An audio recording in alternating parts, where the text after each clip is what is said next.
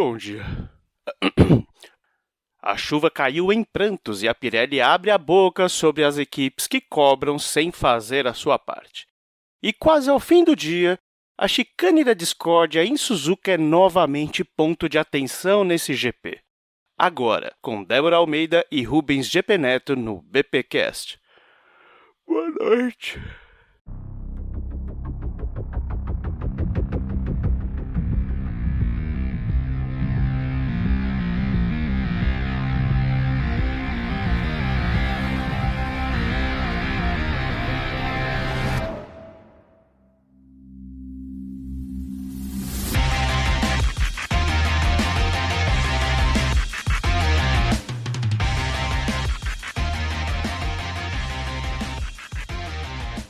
E estamos de volta com o BBcast, seu podcast de automobilismo e outras nerdices. No episódio de hoje vamos falar sobre o GP do Japão, o título de Max Verstappen, o teto orçamentário da Red Bull, muita coisa que aconteceu neste final de semana. E aqui comigo está a Débora Santos Almeida. Bem-vinda, Débora. Olá, pessoal, sejam bem-vindos a mais um episódio do BPcast. E hoje a gente veio aí para poder falar mais das coisas que aconteceram fora das pistas do que a ação, né, que teve no GP do Japão, porque a ação mesmo ficou devendo. Mais uma vez a gente tem o título do Max Verstappen que ficou curto por todas as cagadas da FIA, da Fórmula 1 e até da Liberty Media. Eu vi muita gente exaltando aí que a Liberty Media tinha que ser dependente da FIA, mas olha, Liberty Media já teve muito tempo para consertar essa categoria e não a fez. Bom, tá afundando ela mais. Exatamente. Bom, eu sou o Rubens GP Neto e hoje vamos falar desse GP maravilhoso, porque sim, eu gostei, mesmo tendo aguardado tudo ali, foi legal a gente conversando com a galera no Twitter, e é algo que eu gosto que o pessoal sempre fala, né? GP de madrugada é legal que fica o Twitter exatamente só pra galera da Fórmula 1. Bom, antes de mais nada, aqueles recadinhos do Paddock, como sempre, ouviu esse podcast, se possível, compartilhe nas redes sociais, convide os amigos para ouvir, isso é muito importante para o nosso crescimento e desenvolvimento. Outra coisa é, estamos gravando a segunda porque justamente aguardamos a decisão aí, comentários da FIA referente ao teto orçamentário. E para isso, como vocês sabem, a gente também produz os textos no site do Boletim Paddock. Nós não, principalmente a Débora e nossos outros colaboradores, como o Casola e a Denise, que traz todas as informações do final de semana. E parte aí do nosso apoio, nosso financiamento coletivo e contínuo e os membros do YouTube do Boletim do Paddock, é revertido para o desenvolvimento, né, e a manutenção do site, principalmente o site agora que foi para um servidor maior, com mais qualidade, mais velocidade, tudo isso tem um custo e ele é financiado por esse apoio. Então, se você está ouvindo e quer ser um apoiador do Boletim do Paddock, na descrição desse podcast tem o link, mas querendo acessar é apoia-boletimdopaddock.com. Exatamente, acessando esse link você consegue ver um dos programas aí de apoio ao boletim. E conheça também a nossa lojinha, que você pode acessar por meio do nosso site boletimdopaddock.com.br. É uma lojinha lá na Colab, você pode conhecer algumas estampas e os nossos produtos.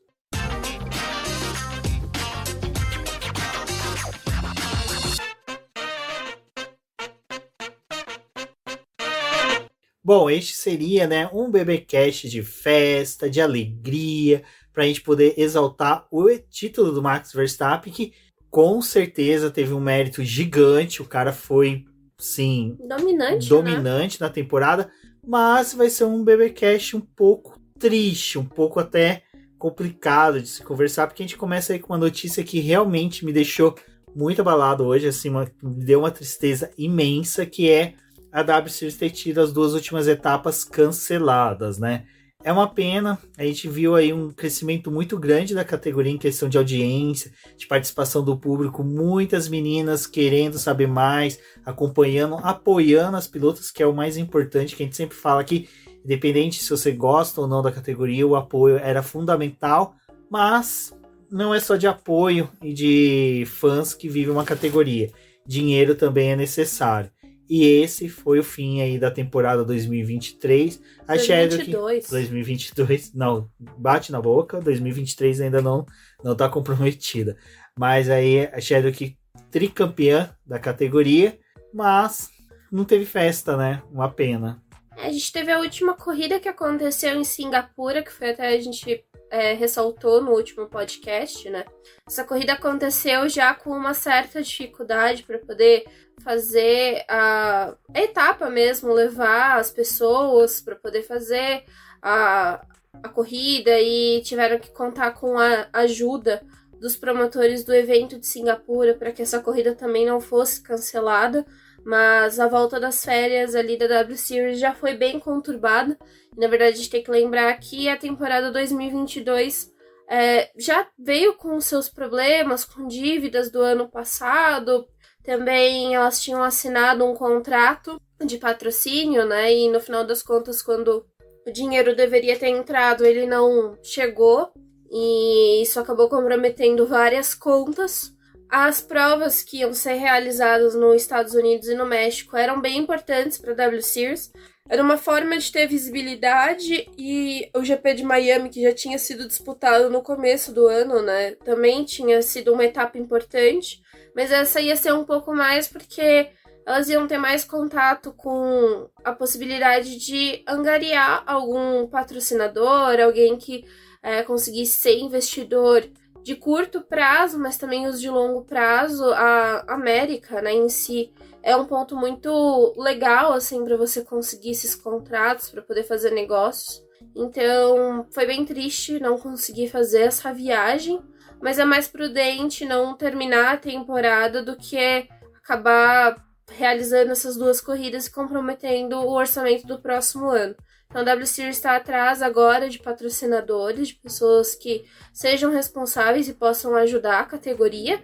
E também estão pensando para o próximo ano, mas se conseguirem manter a categoria por mais tempo, né?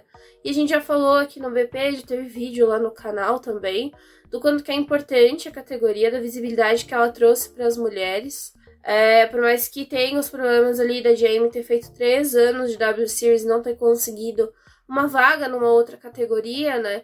Ainda assim foi importante ela correr na categoria, ela conseguiu ali trabalhar com a Williams, coisas que provavelmente não seriam possíveis se não tivesse a W Series, né? Porque também teve outras pilotos que se tornaram embaixadoras, que conseguiram algumas participações em outras categorias, que fizeram as suas aparições aí, se vincularam a outros times.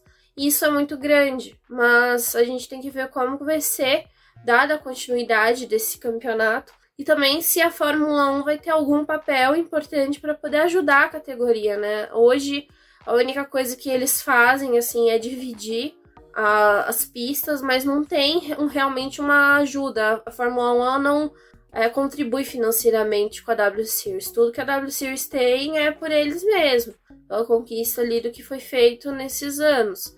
Não tem um auxílio da Fórmula 1. A Fórmula 1 não é boazinha com a W Series. Ela explora assim como qualquer outra categoria que corre ali com ela, né? Então, vamos ver o que acontece. Espero que tenha campeonato no próximo ano.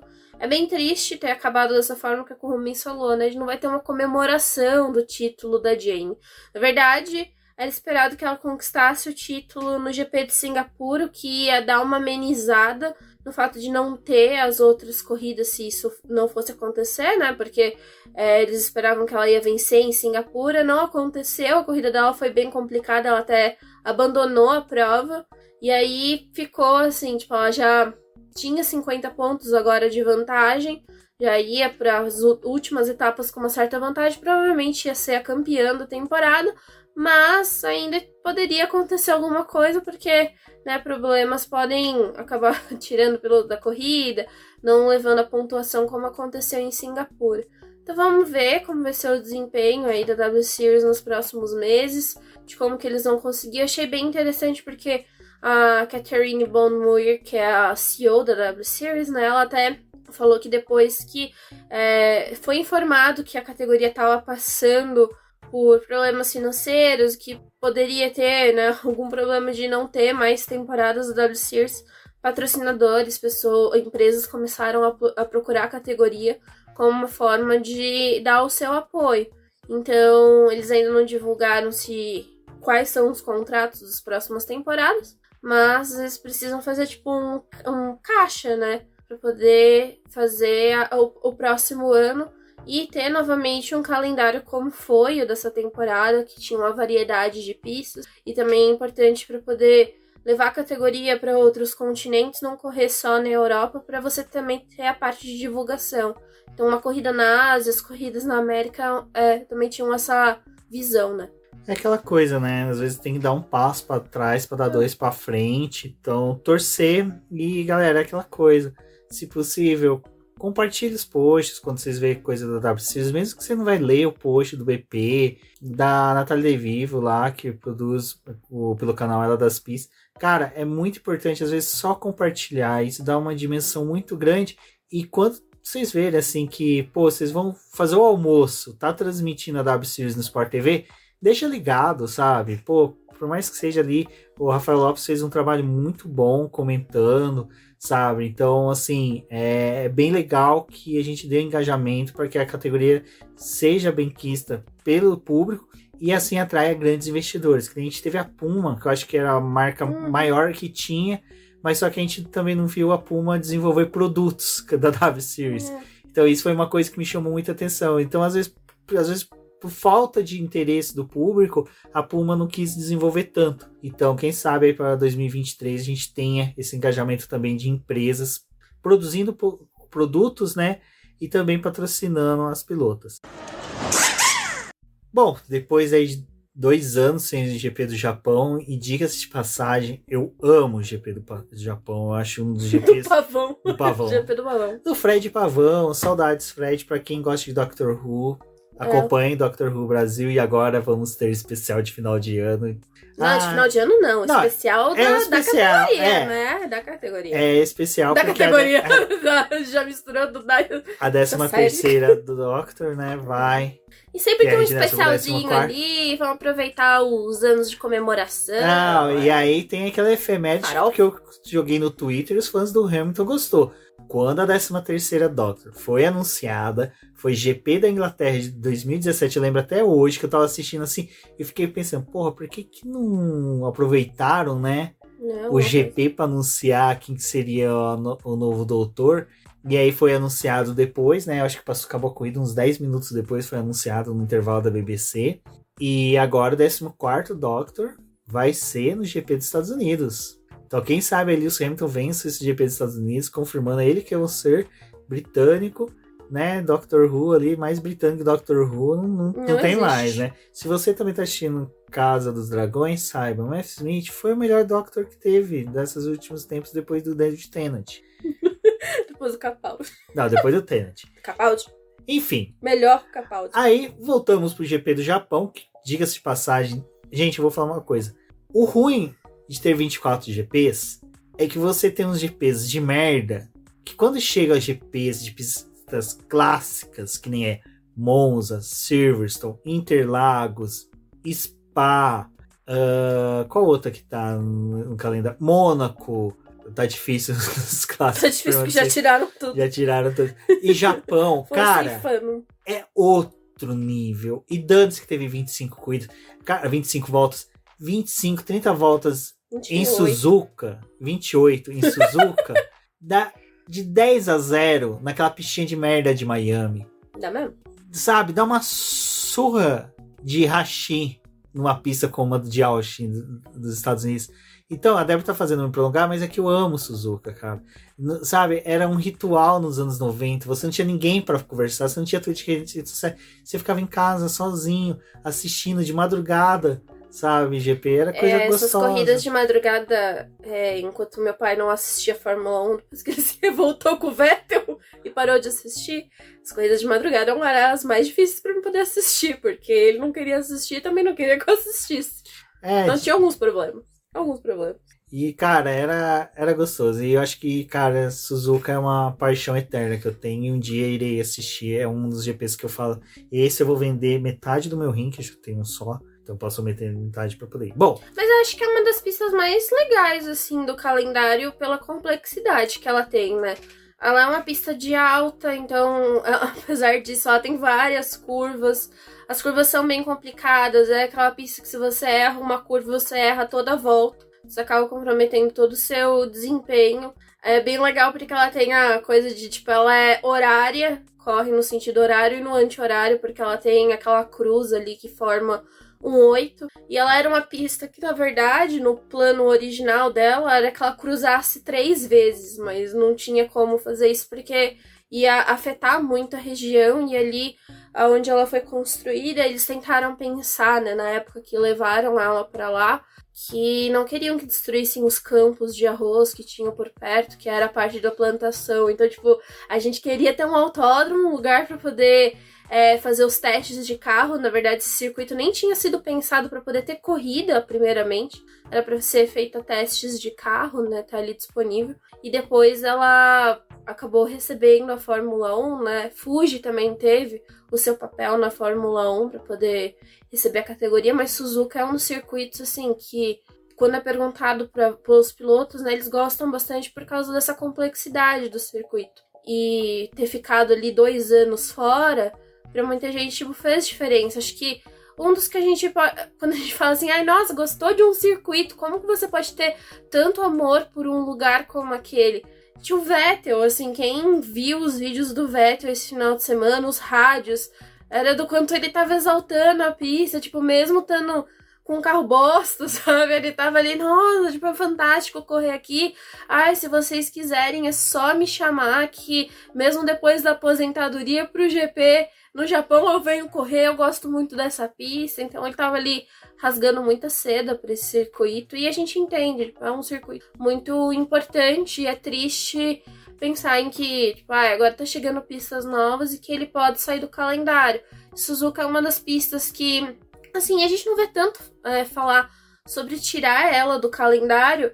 O que mais irrita, geralmente, os fãs é por conta das questões climáticas, às vezes acaba interferindo os eventos, e a gente também teve a perda do Jules Bianchi. Tudo isso que eu tô falando a gente vai ter que puxar nos próximos tópicos que a gente vai conversar com vocês, mas quando teve a morte do Jules, né, o acidente do Jules foi uma das pistas que o pessoal queria que saísse pela gravidade e pela marca que ficou no esporte, mas Imola, a gente teve o acidente do Senna, e quando voltou, tipo, foi, nossa, Imola tá de volta, não sei o que. É uma pista que acaba tendo muita recordação, apesar de a gente ter a fatalidade que teve com o Jules, vários campeonatos foram decididos em Suzuka.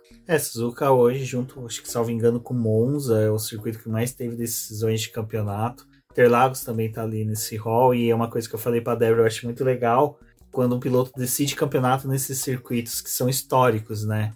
Assim, cara, tudo bem, o Lewis Hamilton decidiu ali no México, mas só que México entra e sai, o próprio traçado já foi, tipo, destruído. Aquele estádio de beisebol é legal lá dentro, mas peraltada, cara, era uma puta de uma curva sensacional. Então, assim, é triste, mas Suzuka a gente quis exaltar bastante mesmo, porque eu vi bastante gente reclamando, e eu acho que é uma pista com 0 defeitos. Eu lembro que até hoje é uma das pistas que eu mais gosto no videogame. Mas, como a Débora falou, é marcada pelas questões meteorológicas, e sexta-feira a gente já começou com chuva. Precisão, né? Precisão dos japoneses que falaram que ia chover na sexta e no domingo, e realmente choveu, assim, tipo, o horário que programaram a chuva, ela veio. Porque japonês, cara, é aquela questão do Godzilla, né? Ele sabia que quando começava a chover e o céu ficava acinzentado, o Godzilla aparecia. Então ele já meio que tem muita tecnologia desenvolvida para isso, também para poder ajudar o Jaspion. Mas quem não precisou de ajuda em Suzuka foi ele. Dom Fernando, príncipe das Astúrias. Gente, eu já vou falar até da corrida dele agora, porque o cara mandou bem. O cara mandou bem.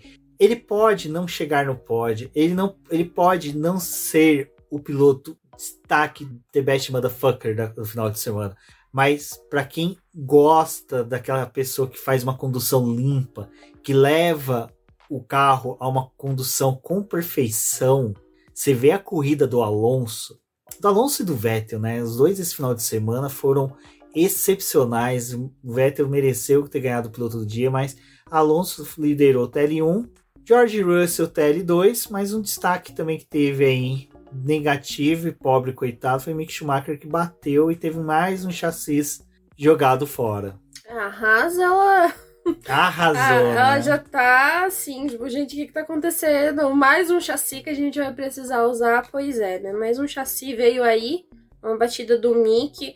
É duro, cara, porque ele tava vindo numa evolução, né? Ele tá melhorando, mas é um piloto que tá sendo muito cotado pra poder não correr mais na Haas no que vem, porque deve romper o contrato dele com a Ferrari e ficar livre. E nesse ficar livre, ele perderia a vaga com a Haas, porque também a Haas provavelmente não tá muito inclinada a querer recontratar ele, né? Manter ele ali. Então é um piloto que tem as dúvidas de se vai permanecer no calendário. E aí, quando ele dá uma batida dessa, ele acaba prejudicando a equipe, porque o chassi é a peça mais cara do carro. Aquela peça ali, ela, por mais que as equipes acabem produzindo algumas ao longo do ano, também não é uma peça que, assim, como a asa dianteira, uma asa traseira, que você faz em maior escala, porque ela é muito cara.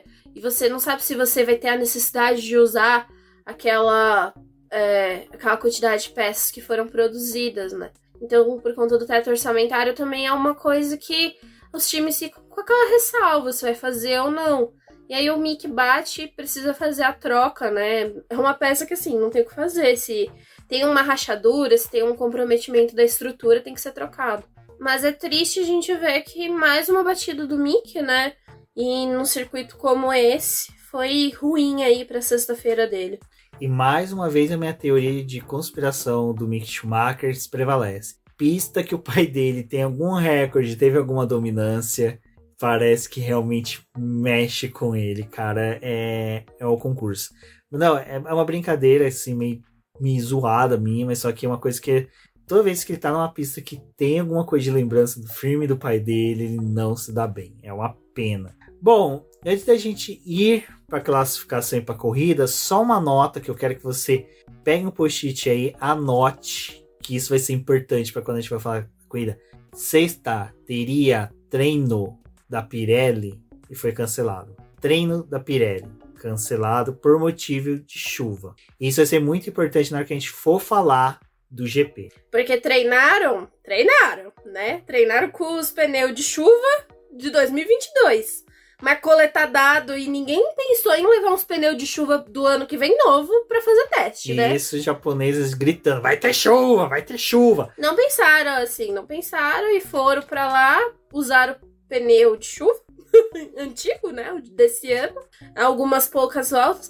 Ainda teve a polêmica, o pessoal ficou puto, porque eles falaram, não vamos cancelar essa meia hora mais não, né, tipo, já tá marcada, deixa aí, podem andar. E aí o pessoal, tá, mas vocês querem que a gente ande sexta-feira, sendo que domingo vai chover e a gente vai ter que usar os pneus. A Pirelli vai dar mais um jogo de pneu pra gente. A Pirelli assoviando, assim, tipo, pneu? Vou te dar pneu? Pneu de chuva? Não, de jeito nenhum. Aí o pessoal fica lá, né? Aquela meia hora que tinha sido ganha com gente nos boxes, porque ninguém quer sair e gastar pneu. As coisas assim estúpidas que acontecem. Choveu sexta, chove domingo e sábado faz sol. Aquela alegria para os pilotos e para os engenheiros que pensam assim, qual configuração vamos usar? Bom, em pista seca a gente teve ali, vamos já colocar os dois destaques, né? Que foi a briga pela pole, que foi sensacional. Carlos Sainz durante o quali inteirinho tentando bater o Leclerc, mas só que naquele mano a mano dos dois, Max Verstappen conquista a pole, assim, de forma excepcional, volta brilhante, mas só que o destaque real para mim foi evolução do Daniel Ricciardo quando precisou, conseguiu demonstrar velocidade. Parece, até eu brinquei com a Débora, falei, foi a McLaren copiar o carro da Red Bull, né, que o Ricciardo se encontrou. E a outra foi o Vettel, né? Porque, porra, mano. Porque Q3 tava andando super confiante, né? E ali também tava tendo uma divergência, porque como o pessoal já tava pensando na corrida, então você tem que pensar um pouco na configuração de corrida. Mas acho que o mais importante também foi, tipo, a Aston Martin ter acertado o momento de mandar pra pista. O Vettel fez uma volta boa, assim, no Q3, né? Pra poder conseguir ficar com o nono lugar. Ficou à frente do Norris. Também foi um resultado importante, mas o Vettel ele tava muito confortável, assim, a gente viu que era uma pista que ele gosta, né, assim, acho que como Singapura, porque ele andou bem em Singapura também, Acho E são duas pistas que ele manda bem, né? Que ele anda bem, que ele tem bons resultados. Tirando o Schumacher, o Vettel e o Hamilton são os pilotos também que têm mais vitórias em Suzuka, né? Então, acho que foi um resultado bem legal, assim, da classificação. Eles merecem esse destaque.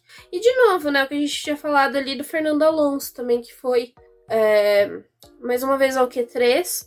Um piloto que tá se destacando aí. Apesar da gente falar muito... pilotos jovens se destacando, né? E por mais que a gente fale muito do... Quer dizer, fale pouco, né? Não fale muito bem do Ocon. O Ocon também... Ninguém fala bem do Ocon. Não falam bem do Ocon, mas o Ocon fez aí, né, o 5º lugar. E uma coisa que a gente nem contou, né? A gente não falou, mas todo mundo aí provavelmente sabe. A gente tava aqui soltando foguetes. Que a gente teve a contratação, né, finalmente, do Pierre Gasly na Alpine. Então ele vai correr na Alpine no próximo ano. Conseguiu fechar um contrato de múltiplos anos. Olha, foi sensacional. As fotos, aquele photoshoot que fizeram dos pilotos, olha, de milhões. Porque o Ocon e o Gasly não se encostam em momento algum. Cara, o Ocon e o Gasly estavam aparecendo, eu e meus irmãos, quando a gente brigava na ceia de Natal. Vão ter que botar a camiseta. E aí no final, tira a foto das crianças, aquele sorriso azedo. Não, mas o Gasly super feliz que foi solto da AlphaTauri, né? Livre, né? Com a meia. Um elfo livre.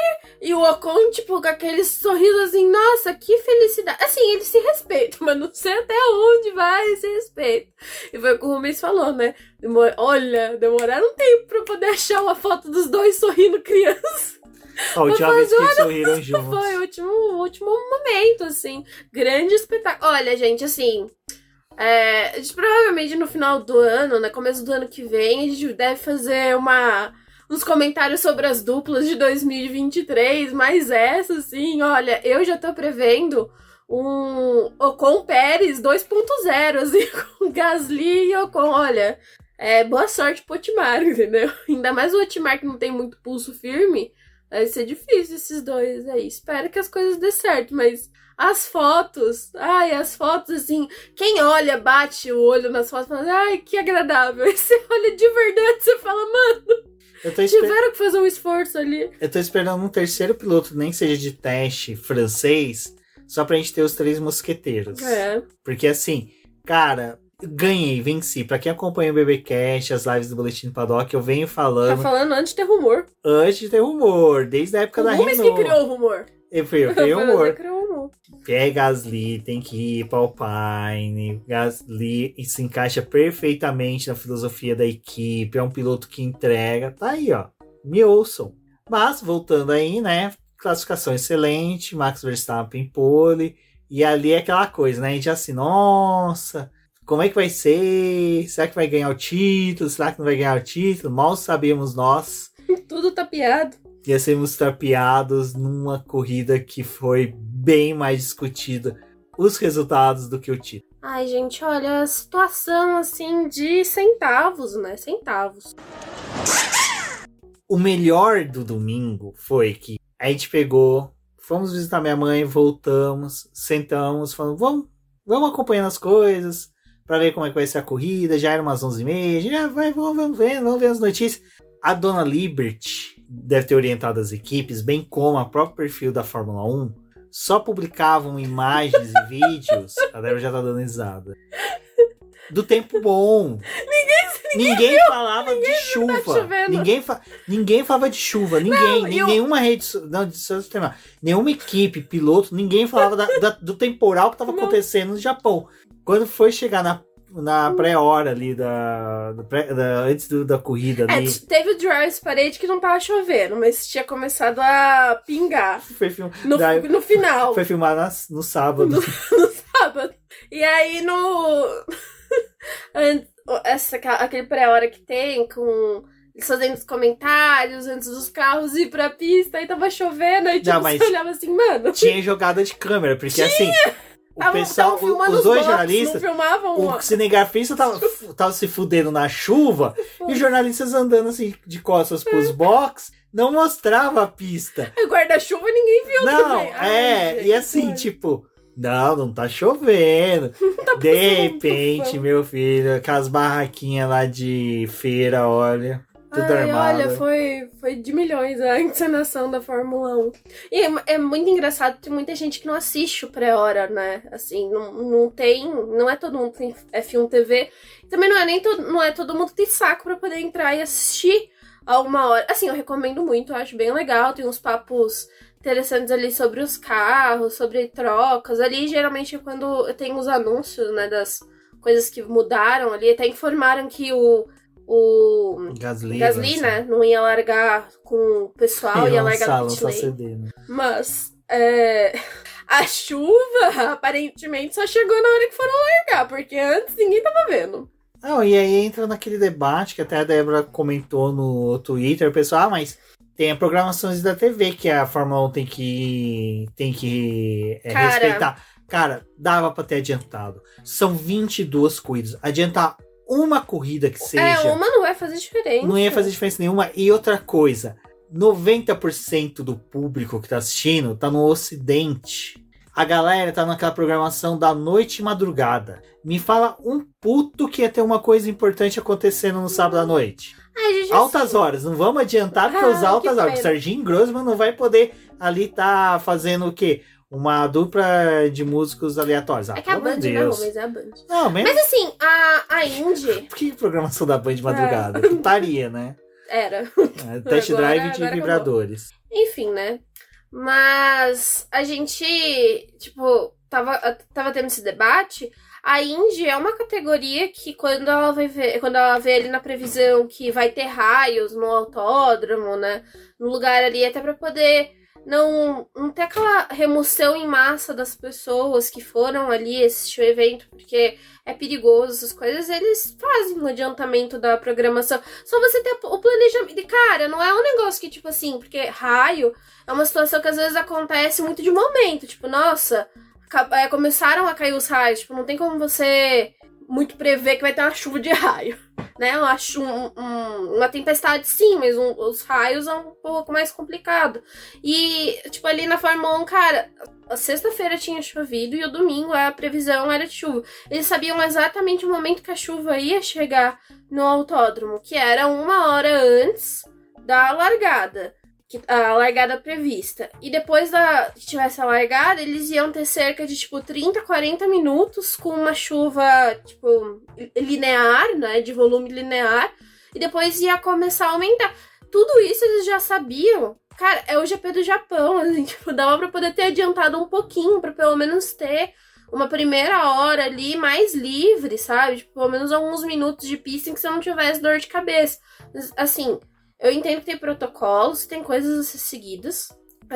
Não sei se vocês sabem, mas o esquema de horários dos treinos livres da corrida tem toda uma questão de respeito de tempo que você precisa ter de intervalo entre cada uma das sessões. Mas assim, era uma corrida em 22 que você precisa mudar o horário. Tipo, você não tava fazendo esse negócio virar uma regra. É uma exceção, enfim. Acho que era muito melhor do que você ficar, tipo, todo aquele tempo em bandeira vermelha pra absolutamente nada e ainda ter a contagem do tempo por causa do evento, né? E sabendo que, tipo, cada vez mais que vai se aproximando mais da tarde, vai ficar sem luminosidade. É diferente do que aconteceu em Singapura. Tipo, Singapura tem a luz artificial. E você tinha a possibilidade de atrasar a largada em 1 hora.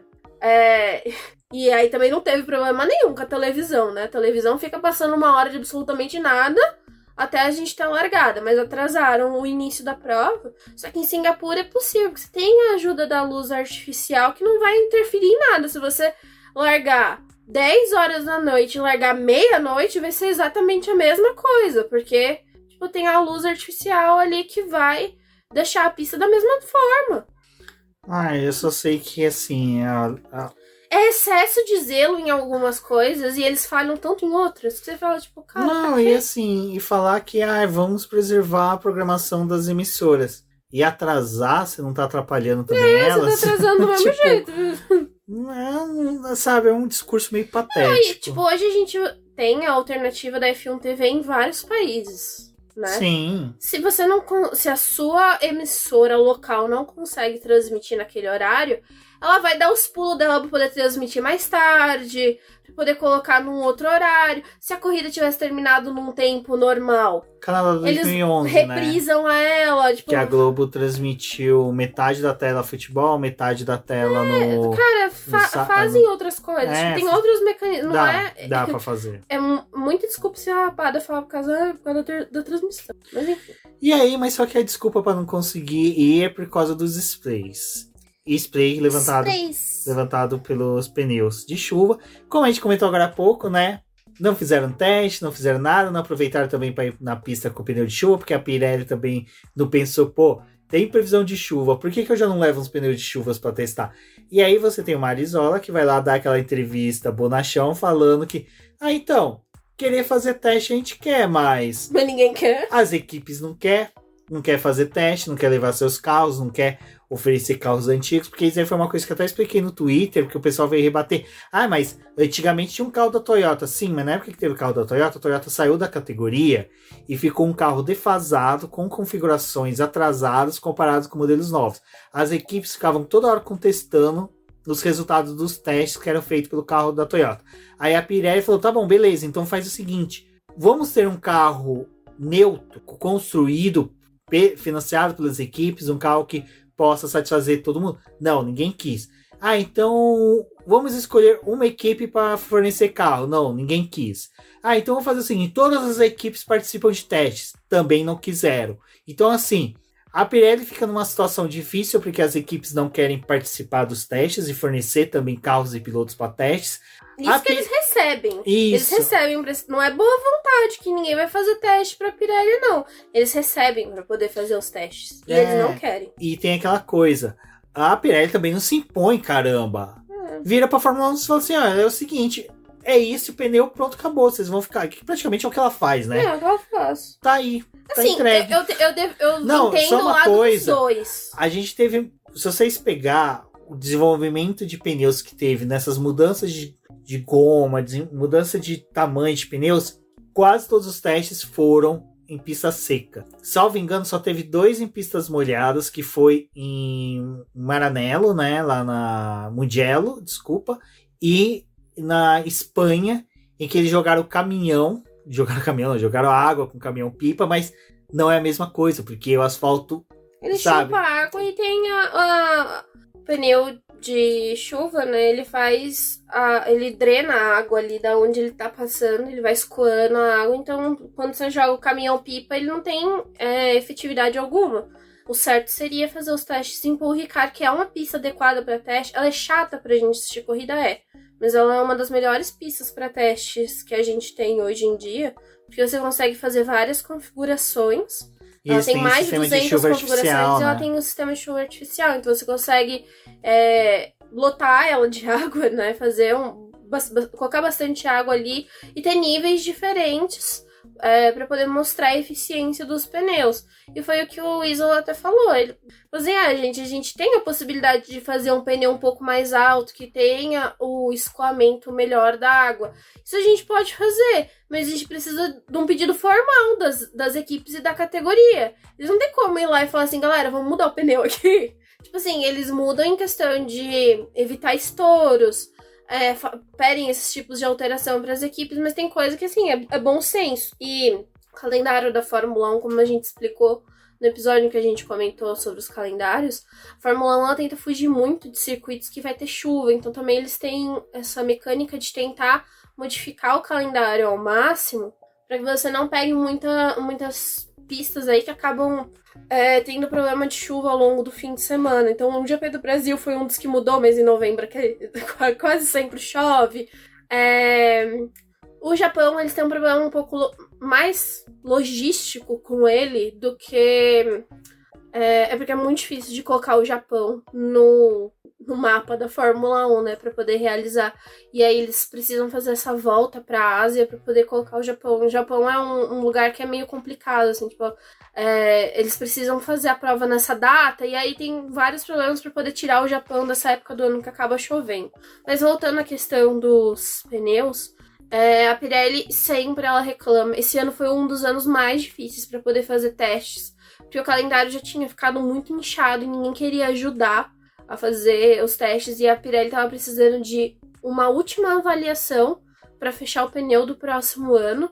E eles tiveram que implorar para poder ter o teste, esses 2 testes de 1h30 para as equipes. Então ia ser no GP do Japão, não deu, vai ser Estados Unidos e México. Se não der em alguma dessas pistas, aí vai se tentar em Abu Dhabi, né? Porque no Brasil é muito difícil de fazer, porque a gente já tem a sprint. Mas é complicado, porque as equipes não querem ficar 2, 3 dias a mais pós-GP.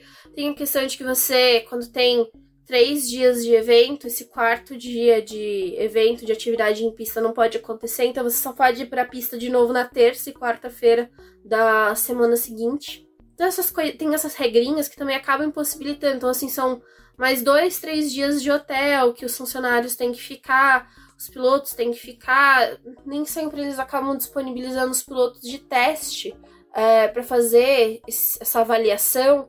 Eles precisam de um cara mais confiável, alguém que já esteja ali no carro há mais tempo, pra ele entender a diferença. E dar um feedback compatível, do que é o pneu que ele tem hoje e do que ele vai ter no próximo ano. Então, assim, é difícil de você saber quais circuitos vai ter chuva, né? Porque a gente tá falando dessa coisa de fugir. Mas, tipo, o Japão era um circuito que já estavam esperando que ia ter a chuva. E assim, poderiam ter usado esse circuito para poder fazer teste. Mas aí vai fazer teste do que se você não tem nenhum avanço dos pneus de chuva para o próximo ano? Ninguém solicitou uma mudança desses pneus. Eles vão ser a mesma coisa. É ruim porque não tem um desenvolvimento deles, e aí quando vê qualquer chuva, não pode correr porque ele tem medo da chuva, entendeu? E assim, mais um ponto que eu quero dizer, o pessoal fala, mas tem que ter um carro adaptado. A gente teve o carro adaptado ano passado, né? Ano passado a gente teve os carros que as equipes cederam, que eram adaptados para simular o efeito solo dos carros desse ano. Detalhe, os carros que simularam o efeito solo ano passado, eles não apresentaram os problemas de salto, né? Não apresentou. Ninguém sabia que os carros iam saltar que nem as pipoca esse ano. Então, já cai por terra.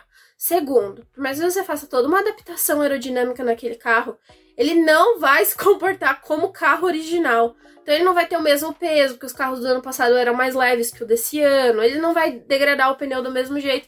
Então é só quando você tem o carro certo, ali que você vai ter a real eficiência dos pneus. Você baseia muita coisa em achismo, e aí quando chega na real, você tem os problemas. E até uma coisa que até a Rafa Oliveira, do Garoto da F1, que participou da live com a gente na semana passada, o Vettel falou uma coisa e ela falou assim, nossa, a gente falou disso na live antes do Vettel, que foi os melhores pneus de chuva que teve foi da Bridgestone. Isso foi sem dúvida. E o Vettel realmente, os 4 primeiros anos dele, 2007, 2008, 2009 e 2010 na Fórmula 1, 2007 ele fez uma etapa só, mas ele fez alguns testes. Foi com o pneu Bridgestone, né? Porque era só ela que fornecia. Depois veio a Pirelli. Por que ele era os melhores? Porque a Ferrari testava exaustivamente. Mugello, o Schumacher, para quem assistiu o documentário que estava na Netflix, o Schumacher mostra, estava começando a anoitecer. Ele ia pra pista. Ele ficava na pista até de noite. E hoje os testes são limitados, né? Você não pode botar um carro na pista e fazer teste. Schumacher já mandava molhar a pista para ele treinar o pneu de chuva, e a Bridgestone foi adaptando. No mesmo ano ela apresentava 3 compostos diferentes de chuva, até que chegou num que ficou perfeito, que salvo engano foi no ano de 2005, e dali pra frente só foi refinando. No entanto que a gente tem aquele GP lindo, maravilhoso em Fuji 2007, que tem aquela disputa espetacular do Felipe Massa e do Robert Kubica. Os dois, cara, aquilo lá tava tendo tufão no Japão, sabe? Os caras estavam correndo no meio do tufão. Os carros estavam correndo de boa. E, sim, com spray, com tudo, mas a quantidade dava para ter visão, os pilotos conseguiam disputar na pista. Foi perfeito. Então, assim, realmente, ou a Pirelli se impõe para desenvolver um pneu bom e pressionar as equipes para fazer teste, ou a FIA e a F1 vão ter que modificar todo o calendário. Porque é o que eu falei, vocês querem bater palma para um calendário com 24 corridas e 6 sprints, vocês esquecem que não está tendo teste. Não tá tendo desenvolvimento dos carros. Não tá tendo desenvolvimento de carro, de pneu, de piloto. Piloto reserva, piloto tá estreando na Fórmula 1 sem ter conhecimento, sem ter gabarito, sabe? Então, assim... Os testes de Abu Dhabi que eles fazem pós-temporada já não ajudam em nada, porque já passou um ano inteiro. Eu acho que 2018 foi o último grande teste de final de ano em Abu Dhabi, que foi aquele que teve o Pietro Fittipaldi. E diga-se de passagem, o Pietro Fittipaldi detonou os tempos do Grosjean e do Magnussen, que ficou feio pros dois, ele fazendo teste de pneu. E tinha uma época também que a gente tinha teste no meio da temporada, né? Sim. Tipo, sem ser os testes privados que eles faziam. Assim, os privados eu tenho um pouco de ressalva, porque você testa muita coisa ali e já é um outro momento da categoria. Mas pros pneus tinha que ter um incentivo um pouco maior. Tipo, a gente vai pegar, sei lá, eu acho assim... 2 semanas aqui e a gente vai testar. A gente tem que fazer isso. É que nem, vamos supor, você pega um circuito que nem é Silverstone, que você tem a maioria das fábricas ali do lado. Você faz o seguinte, você fala assim, olha, a gente vai ter uma semana aqui em Silverstone, uma semana certinha, sabe? 2 dias, começa na quarta, vocês vão fazer teste, depois terça e quarta da semana seguinte, vocês vão fazer testes. Só teste. Guarda esse GP pra isso. Cara, seria perfeito. Se eu não me engano, salvo engano, quem estiver me ouvindo, me corrija se eu estiver errado. Década de 70 e 80 era desse jeito, Silverstone. O pessoal aproveitava pra fazer muitos testes. Silverstone e Barcelona foram circuitos... Jerez. Barcelona e Jerez, eles se tornaram circuitos tão manjados na Fórmula 1, porque o pessoal tinha tanta coleta de dado nesses circuitos, que eles podiam correr assim, tipo, de olho fechado, porque eles já conheciam muito bem esses circuitos. Assim... Vocês veem. Se não mudar a categoria, a gente vai continuar tendo esse problema. E hoje a gente tá falando sobre os pneus. E mais pra frente pode ser do desenvolvimento dos carros. Tipo, você começa a ver tantos problemas crônicos em tipo, quebras, coisas, mas você não consegue encontrar o grande problema porque você não tem tempo pra poder analisar os dados. Propulsion. O motor da Ferrari, que ficou horrível. Cara, desculpa, ela que fez, culpa dela. Não, a categoria tem que permitir que as equipes se desenvolvam. A mesma coisa o motor da Honda na época da McLaren. É uma categoria definida pelos detalhes. Mas tem coisas assim que você também tem que... Tipo, você quer ter uma categoria competitiva. E eu acho que uma das coisas que, assim... Você torcer pros carros nascer bem feitos é uma coisa muito ridícula. A galera... Assim, tipo, uma das coisas que eu vou mais sentir falta no que vem... É da pré-temporada, porque a pré-temporada ano que vem vai ser ridícula. Já. Ela morreu, ela não existe mais. E a pré-temporada era umas coisas mais legais. Tipo, é legal pro público, pra grande... Não é. Não é porque é carrinho dando volta e dá, tipo, 3, 4 voltas, vai pros boxes, porque tem que descarregar os dados do carro, eles vão fazendo trabalho de formiguinha, né, em pré-temporada. Mas pré-temporada, assim, de 6, 8 dias, antes eram 8 dias, né, tipo 4 e 4, né, 2 semanas divididas em... Não, era 4, pegava os dados da primeira semana, reproduzia em peças. E já na outra semana voltava com o carro. E na Austrália já chegava um carro que era totalmente oposto do primeiro dia de teste. Tipo, era lindo. Era uma coisa muito legal, e agora não tem. Também não tem pela limitação do teto orçamentário, que vamos discutir daqui a pouco. Mas... É só você ter uma cozinha de qualidade que você consegue respeitar o teto de Exatamente. Gás. Mas, assim... Não, tá falhando, e agora a gente vai para um ponto, só para acelerar um pouco aqui, que a gente já tá chegando a 50 minutos de podcast e a gente não falou da corrida ainda. Que é o seguinte, eu vi gente que entende de automobilismo, pessoa que entende do regulamento, falando umas asneiras do tipo... Eu acho que tinha que permitir mexer no carro para mudar a configuração de pista seca para pista molhada no domingo antes da chuva. Não, porque é o seguinte, no sábado, o pessoal treinou, que nem Max Verstappen, a galera que tem uns carros mais refinados, configura o carro para pista seca para largar na pole, sabe que se tiver uma chuva, o carro não altera tanto. E a galera que tem um carro mais ferrado, configura o carro para pista de chuva, larga mais atrás no grid, mas vai tentar evoluir. Exemplo, Vettel, Alonso, Hamilton. Situações assim faz você ter que quebrar a cabeça. Exato, é o que dá o dinamismo. O que é dinâmico na Fórmula 1 é você ter diferentes configurações dos carros. Aí você vê um cara falando, não, eu acho que poderia mexer sim, levantar mais o carro para permitir que ele... possa correr na pista. Não, filho, não fala asneira. E é a mesma coisa, gente. Não cogite essas alterações de configuração, porque você quebra a esportividade da atividade. E assim, são coisas que até mesmo, em decorrência do que aconteceu da pontuação do Max, eu peguei até uma coisa que eu ia falar na hora, mas só para antecipar. Eu tava com muito medo de passar para um tradutor normal o regulamento da Fórmula 1 de novo. Então eu peguei e usei um software que tem no escritório de advocacia que eu trabalho, que é um software que só faz tradução para legislação. É como se fosse um tradutor juramentado, que é um tradutor que tenha um conhecimento de lei, de regimento, para fazer tradução de textos de lei, de artigos jurídicos, de forma correta, sem perder a sua essência.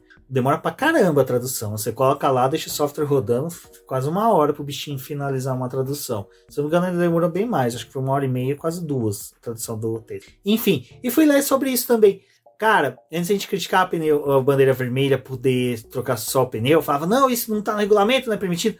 O regulamento fala que você pode fazer tanta coisa no carro que praticamente você pode substituir o carro inteirinho.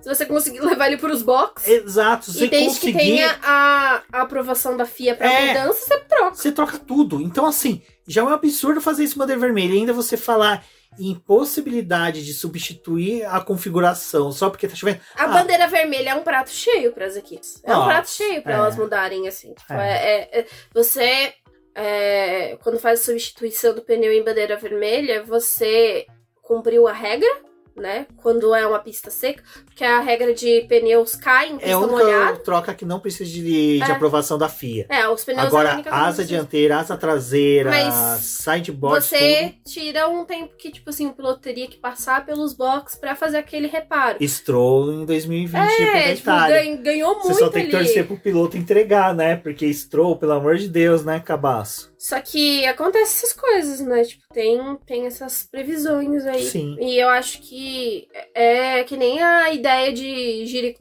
do próximo ano, né? Do Domenicali, que quer fazer uns testes aí pra mudar a classificação, em que eles querem distribuir e ditar os pneus que serão usados na classificação. Então, começa o Q1 com pneu duro, o Q2 com pneu médio e o Q3 com pneu macio. Quem é rápido com pneu macio, ele é rápido com o duro e com o médio.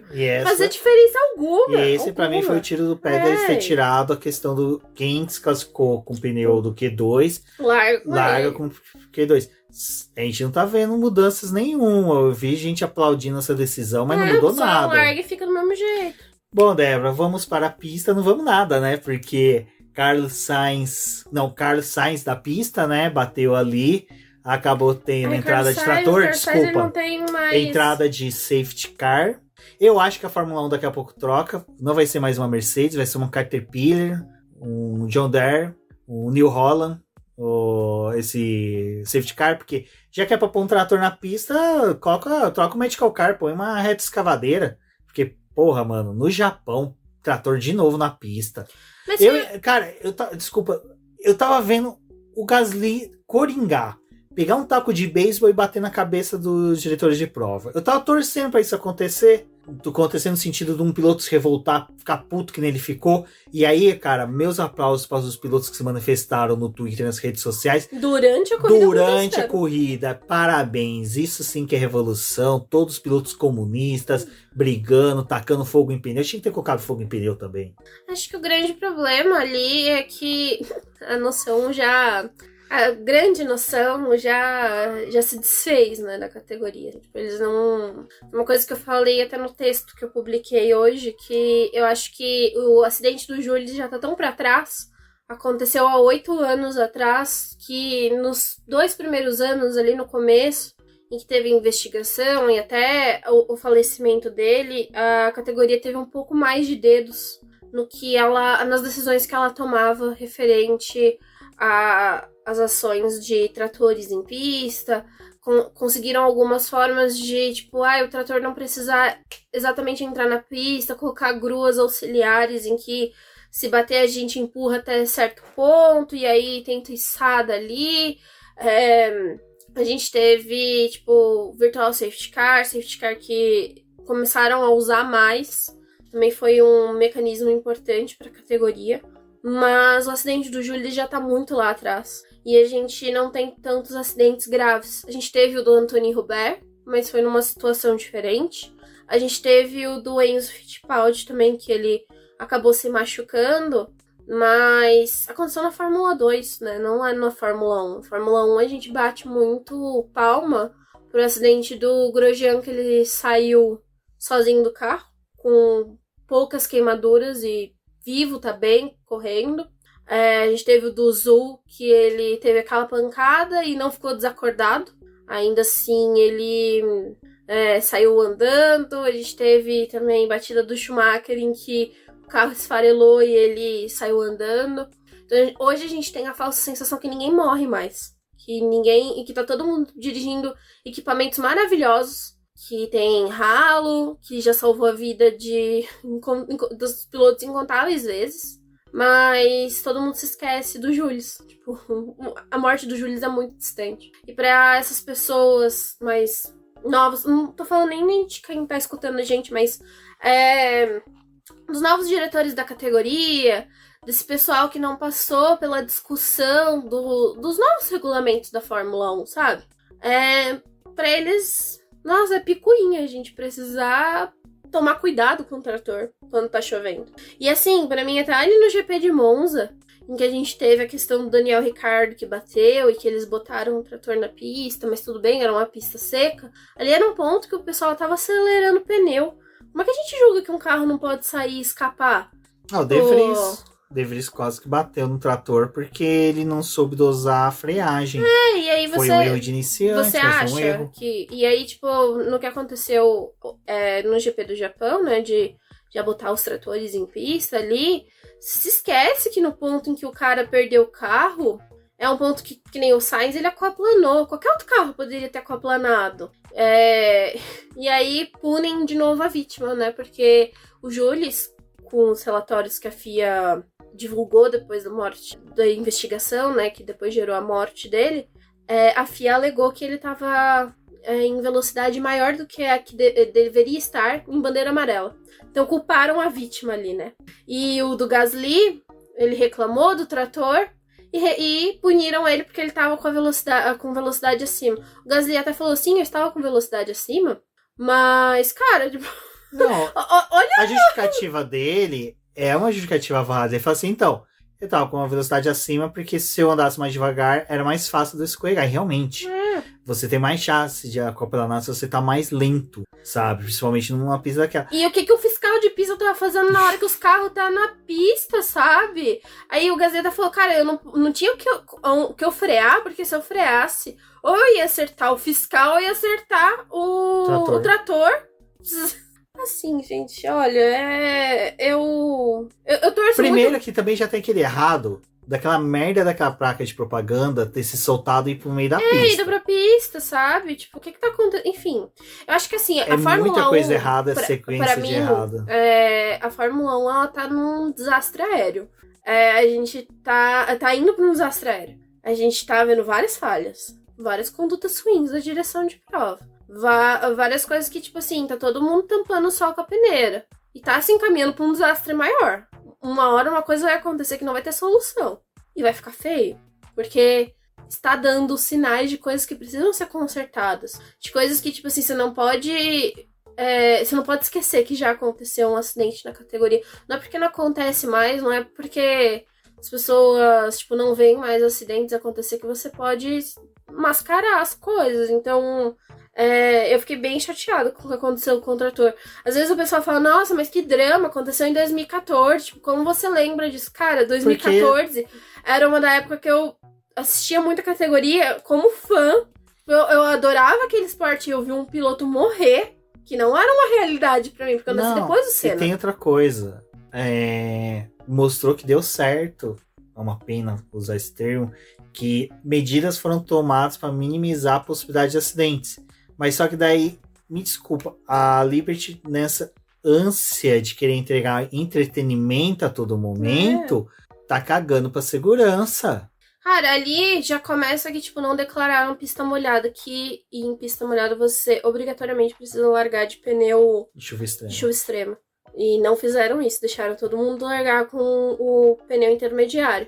Ele não é eficiente para as primeiras voltas quando tá com muita água na pista. Então resulta no que aconteceu com o Sainz. O carro aquaplana. As equipes, se elas puderem evitar fazer uma parada nos boxes, elas evitam. Então já erraram aí. E aí, tipo, mas a culpa é do piloto que passou rápido no negócio que a gente botou um trator. Um tratorzinho na pista? Vocês não estavam vendo? Um monte de spray na pista e vocês não estavam vendo? Poxa vida. Um trator daquele tamanho com luzes. É capaz que a Fórmula 1 fale, não, o que a gente vai fazer? Acolchoar os tratores de agora em diante. Mas essa era a ideia, né? Essa era a ideia quando o Julius faleceu. De botar mais pneus nos tratores pra não ter a possibilidade de alguém passar por baixo fazer dele. borrachão que nem kart indoor, gente, olha, né? É mais fácil você não botar o trator na pista do que criar coisas artificiais que ainda vai gerar um acidente. Naquele vídeo que soltaram e circulou nas redes sociais, que mostra o acidente e tudo que acontece depois, o Carlos Sainz atravessa a pista de boa.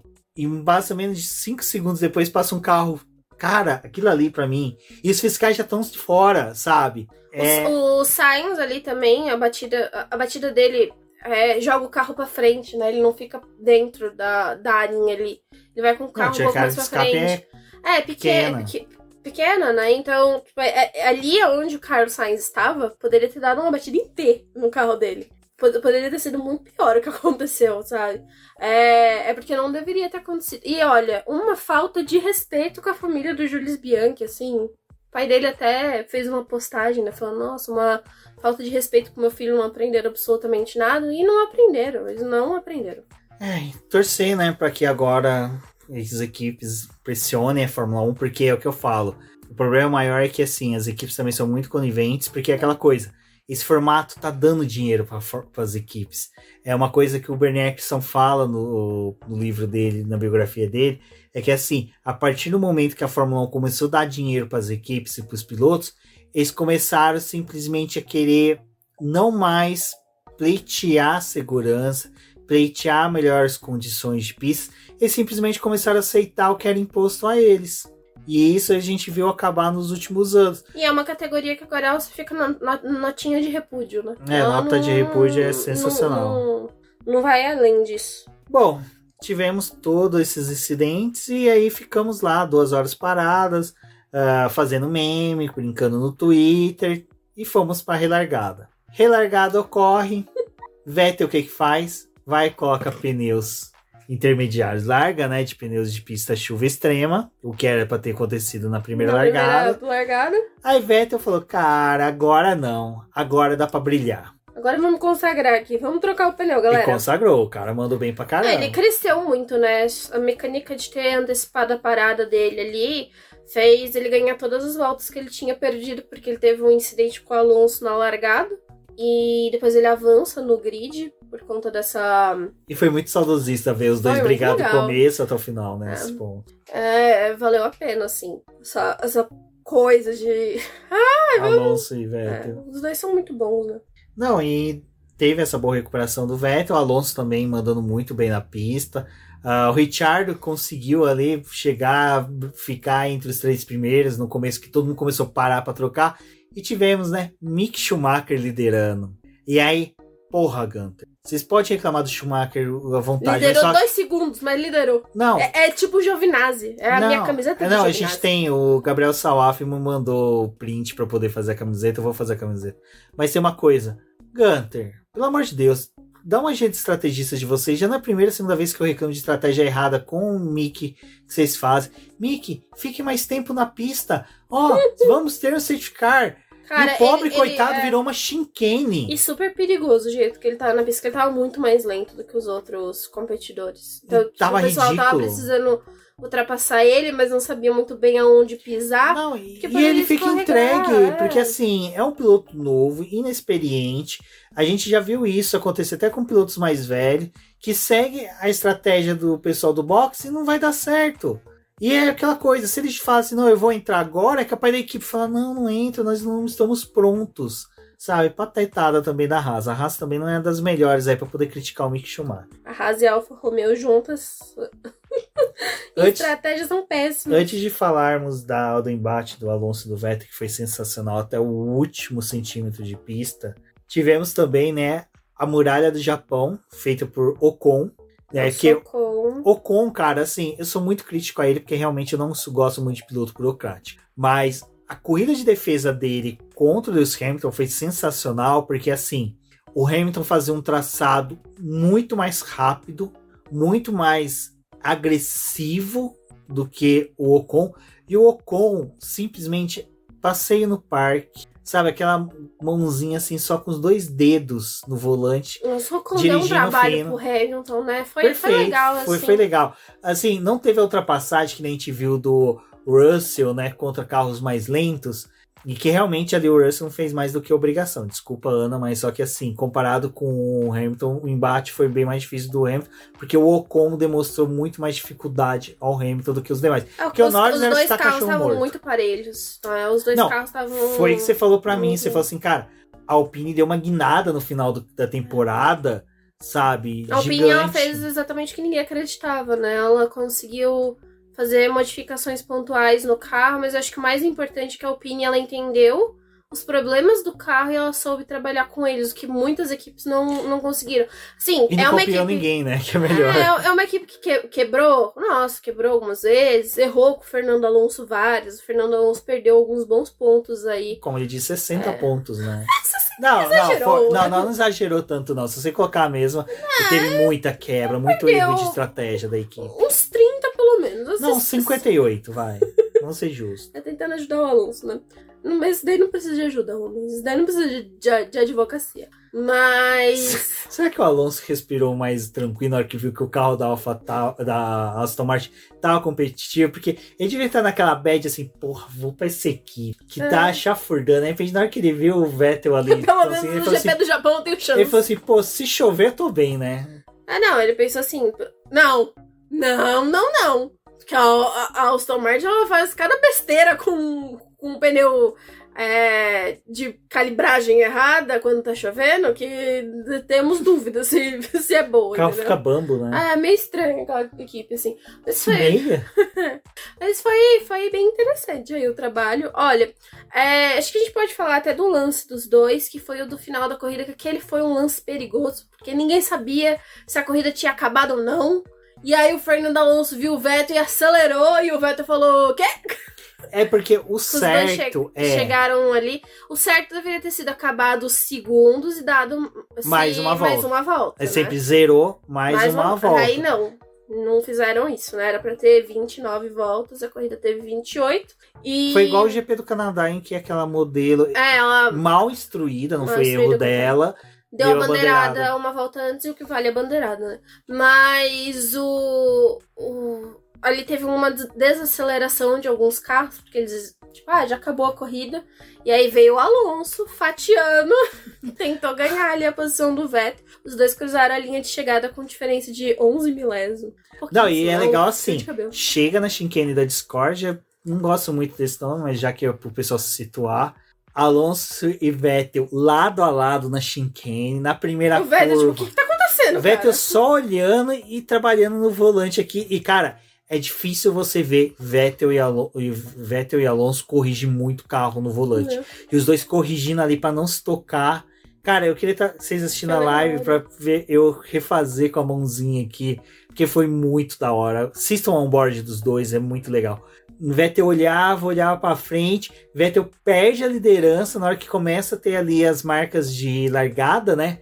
De repente, do nada, ele dá um boost, ultrapassa o Alonso. Cara, o Fernando Campos falou uma coisa no Twitter e é legal. Foi muito parecido Hamilton e Gasly no GP do Brasil de 2016. Muito, 2016 não, 2019. Foi muito parecido. E eu queria ser um daqueles torcedores japoneses ali na arquibancada pra vibrar. Esse final valeu o preço do ingresso. Você ter ficado ali na chuva. E assim, gente, eu vou ser sincero. O pessoal falando, tem que devolver dinheiro. Ai, tem que devolver dinheiro. Cara, a última coisa que você tá ali na arquibancada, você quer que devolva o dinheiro. Você quer a festa. Você tá... Cara, GP do Brasil de 2016, que foi o que eu confundi, foi um dos melhores GPs que eu vi no Brasil, assim, um dos mais fodas GPs. E, cara, foi torturante. Chuva, pancada de chuva forte. Gente sofrendo com frio, com fome, com sede. E, cara, foi sensacional. Então, o fã que tá ali se fudendo, ele tá cagando se você vai ter o dinheiro de volta. O espetáculo valeu a pena. Sinto pena de quem teve que ir embora, que muitas vezes tem que ir embora porque tá com crianças, são idosos. Esses eu tenho dó mesmo. Mas o resto que ficou ali não tem dó não. O pessoal tava gostando, viu? Quem não gostou muito foi Charles Leclerc, né, Débora? Que, eu queria saber que diferença que tem. Não, eu vou ficar quieto. Não vou trazer essa polêmica, não. Charles, né? Charles Leclerc repetiu o erro que ele cometeu ali em Imola neste ano. E pior é que essa corrida deu muita dó, assim, porque a Ferrari, ela tá consumindo bastante pneu, né? Ela Primeira corrida com o Binotto fora, que tudo ia dar certo. Nossa, eu tava, olha, com o coração, assim, felizaça que estava Laurent Marx e Antônio Giovinazzi comandando a equipe, porque o Antônio não saiu do lado do Laurent esse final de semana, né? Onde o Laurent tava, ele tava atrás. E de estratégia, a Ferrari foi bem. Foi. Também com o carro só na pista, né? Não tem como errar muito, né? Acho que na hora que o Sainz abandonou, ele... Ufa! Não tem 2 trabalhos. Bom, mas enfim. Tira o fone de Giovinazzi. Deixaram lá, né, as coisas acontecer. O Leclerc tava consumindo muito pneu, então na terceira volta ele já tava com o pneu degradado. Ele não pôde ir pra cima do Verstappen e tinha um gap ali pro Pérez, que foi até aumentando conforme as voltas foram passando, mas nas últimas voltas da corrida o Pérez se aproximou demais porque o Leclerc ele já tava sem pneu. O pneu dele tinha virado um pneu de chuva slick, né? Porque ele já tava o meio dele ali todo deformado. Eu queria pontuar isso. Degradação do pneu do carro da Red Bull, que foi pouco, e da Ferrari, que foi muito, na hora que a gente for conversar um pouquinho mais à frente sobre o teto orçamentário. Mas isso daí foi algo importantíssimo, porque assim, a punição do Leclerc, o que eu fiquei puto nas redes sociais e o pessoal veio até me xingar, cara, eu acho sensacional que, tipo, a gente fica puto com uma coisa totalmente aleatória. Primeiro, eu não sou fã da Ferrari, não sou fã do Leclerc, não sou fã do Hamilton, não sou fã da Mercedes, mas eu falar alguma coisa que envolva Red Bull e Max Verstappen... Não, pode falar. Não, de retardado mental a idiota, eu sou chamado de tudo, sabe? É sensacional. Tem hora que eu entendo até porque que o Rafael Lopes às vezes responde a galera ali na rede social, porque às vezes eu fico, pô, Rafael, né? O pessoal já até falou com ele, mas só que tá certo de às vezes responder, porque, cara, é chato. Falta muita interpretação de texto e tem muita má vontade dos outros. Exato, porque assim, o que eu fiquei puto foi, agora a gente já vai entrar na questão da punição do Leclerc. Eu falei, o Leclerc tem que ser punido, de certa forma, sim. Porque ele ganhou vantagem? Ganhou, porque o certo era, saiu da pista, lógico, você vai perder tempo, faz parte, é o esperado, para você poder realmente, é uma punição que você tem pelo seu erro, é normal. Eu acho que ele deveria ter sido punido mesmo, mas só que o que eu acho patético é o seguinte, o Pérez foi chamado pelos comissários para poder dar a versão dele. O Pérez cometeu 2 infrações e nas 2 ele justificou que não estava conseguindo segurar o carro em Singapura. Isso passar muito bem, obrigado. Em Singapura, lá que ele não manteve os 10 carros de diferença do safety car pro carro dele. Ele cometeu essa infração 2 vezes. Nas 2, a punição é objetiva, não manteve 10 carros de diferença, a punição de 5 segundos. Isso é taxativo, não tem discussão. Mas ouviram ele soltou, não estava conseguindo segurar o carro. E você olha o pneu dele no término da corrida. Tá bonzinho. Quer dizer, na hora que teve a troca, na verdade, porque eles trocaram pro slick, tá excelente, sabe? Então, assim... E aí, nessa pista, os carros da Red Bull estavam se segurando, né? Sim. Chuvona, e aí, tudo bem. Eu lembro do seguinte, em 2009, primeiro GP no GP da Austrália, 2009, Lewis Hamilton, recém-campeão, ele mentiu pra FIA, e foi punido. Desculpa, o que o Pérez fez em Singapura foi uma mentira. Foi uma mentira deslavada. Falar que não estava conseguindo segurar o carro. Como assim, cara? Com quase 15 carros atrás dele, conseguindo segurar, todo mundo andando bem, mas o bonito, que é o primeiro, não conseguiu. Então, assim, realmente teve 2 pesos, quer dizer, 1 peso e 2 medidas, já estava até errando o ditado. 1 peso e 2 medidas para a Red Bull nesse ponto? Teve. O que eu coloquei até do Max Verstappen, é lógico, o Max não deveria ser punido com uma punição excessiva no TL1 não, no Q2, se não me engano, que ele manobrou errado ali e o Norris, para não bater nele, teve que jogar o carro para fora. Ele também foi ouvido, ou seja, se já está sendo uma rotina dos comissários, dos diretores de prova, ouvir o piloto para entender a versão dele, por que o Leclerc não foi ouvido? Por que a decisão do Leclerc não levou tanto tempo comparado com dos outros pilotos? Lógico, vocês já sabiam que ele tinha que ser punisse, mas toma as mesmas medidas que teria que ser nos casos anteriores. O do Pérez não tinha que ter ouvido ele. Cara, até a gente brincou na live, conversando no podcast. É só pegar ali e medir. É fácil, no frame do vídeo. Cara, se você não consegue distinguir um negócio, tipo... Porque o do Pérez era imagem, GPS e telemetria. Simples. Simples pra você saber a distância que ele tá do safety car. Porque todos aqueles carros têm sensor. Mas o do Leclerc, ele escapou da pista, com a pista molhada. E o Pérez também dá uma escapada do outro lado da pista. Da chicane. Ele corta. Ele também corta a chicane. Por que o Leclerc tinha que dar a posição pra ele se ele tava na frente? Não, então até isso dá pra ter uma discussão. Mas assim, já que vai punir, faz da forma correta, como você tava vindo fazer. Tá escutando todo mundo. O intuito de querer, porque ali naquela hora eles já sabiam que com a punição ao Leclerc, o Verstappen seria campeão. Sim. Que é outra coisa que a gente vai discutir daqui a pouco, a questão do regulamento tá escrito não errado, mas ele cabe inúmeras interpretações. Já que você queria ter toda essa festa, essa questão toda, sei lá. Que foi uma festa perdida, né? Porque nem o Verstappen sabia o que estava acontecendo. A gente tá com 1h18 aqui de podcast e até agora a gente não falou nada do Verstappen ser campeão. O cara fez uma puta corrida. Foi uma das corridas mais bonitas. Uma pole muito boa, com pouca diferença pro Leclerc. Foi um final de semana excepcional dele. Sabe? Sem nada. Mas o ano inteiro você perde de falar do Verstappen porque você tem outras 15 coisas que aconteceram que deram errado. Só que assim, eu acho que é o que o Rumis falou.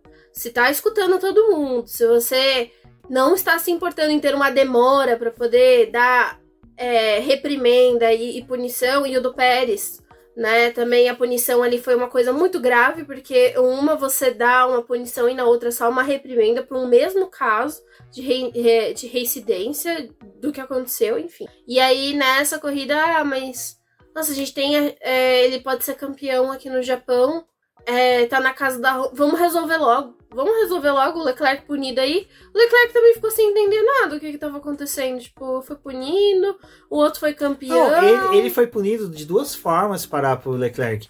Esportivamente, com a aplicação dos 5 segundos, e moralmente. Porque, assim, cara, é uma judiação com o cara. O cara acabou de perder o título. Tudo bem, ele ia perder. Mas só que você afirmar que o cara perdeu porque ele cometeu um erro é tão cruel, é tão pesado, sabe? Não dá o direito de resposta a ele. Eu acho assim, desculpa pelo barulho da moto, mas foi tão pesado nesse ponto, assim, que, cara, eu que não sou um dos maiores fãs do Leclerc, fiquei assim, pô, que maldade, que crueldade com o cara, né? Tipo, ele não merecia isso, até pelo ano que ele teve, porque assim, por mais que ele não tenha tido um embate tão grande com o Verstappen como o Hamilton teve ano passado, teve várias falhas. Nos momentos em que ele pôde, por parte dele como piloto, ele fez as poles, foi rápido quando podia, mas os erros da Ferrari e erros dele custaram o campeonato.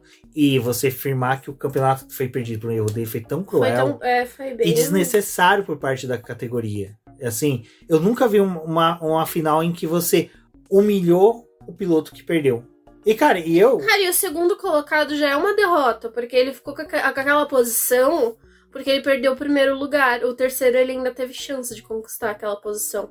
Ele teve uma briga com o segundo lugar ou com o quarto lugar pra poder estar ali. O segundo não, foi uma derrota. Então, assim, eu achei que, assim, foi erros gravíssimos da FIA, da Fórmula 1 e da Liberty. Eu vejo muita gente bater palma pra Liberty. Ai, Liberty se desvincula da FIA. Ai, Liberty faz isso. Tem a mesma responsabilidade quando ela tá valorizando o espetáculo em si. Porque, novamente, valorizou o espetáculo de você ter o título no Japão. Tipo, cara, assim... É que o título no Japão ele já é diferenciado por todo o know-how que você tem. Ele é diferenciado, mas assim, acho que não, a forma como foi feito, tipo assim, ele foi na última volta, então óbvio, você não tinha mais tempo pra poder analisar. Se tivesse a corrida em totalidade... E essa é uma diferença do Pérez, né? Você teve uma corrida inteira pra analisar. E a do Leclerc não, e eles decidiram aquilo ali sem pensar. Então foi bem ruim, assim, acho que não tinha necessidade da forma como agiram. Mas é como a gente falou, não tinha como fugir. Max Verstappen seria campeão, uma coisa que... Até eu vi o pessoal, você é hater da Red Bull e do Max. Não!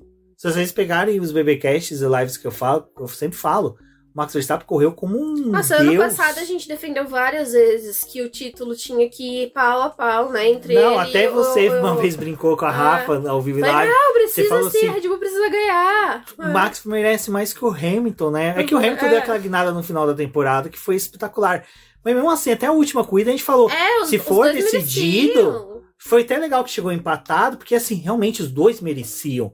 E esse ano, o Max merecia mais que qualquer um. E eu vou ser sincero, tudo tá se desenhando para 2024, 2023, 2024, ele ganhar de novo e empatar com o Vettel em títulos, que vai ser interessante ver, sabe? Pô. Mas o ruim é essas pequenas coisinhas que, tipo, foi o que eu falei no Twitter hoje. Eu gosto muito da Fórmula 1, acho uma categoria muito boa, mas eu acho que tá se perdendo um pouco de brilho da categoria pela importância que tem das coisas fora das pistas. Tipo, não é a discussão do cara, da manobra só que ele fez, não sei o quê. Tipo, é toda uma discussão da forma como os comissários, os diretores de prova estão tratando o esporte. Sim. E quando a gente fala de manipulação, não é porque você tá querendo dizer que, tipo assim, nossa, mas estão beneficiando só uma equipe. Mas de certa forma estão, porque tem algumas pequenas manipulações que estão sendo feitas. Pra ter espetáculo. Pra ter espetáculo ali, que você faz essas coisas. Eu tava ressaltando muito nas outras, né, corridas que não teve essa alteração de posição, pela forma como eles não querem, tipo, imacular o que o pessoal assistiu na televisão. Então o resultado ali é real, tem que ser aquilo ali, tipo, dar essa sensação.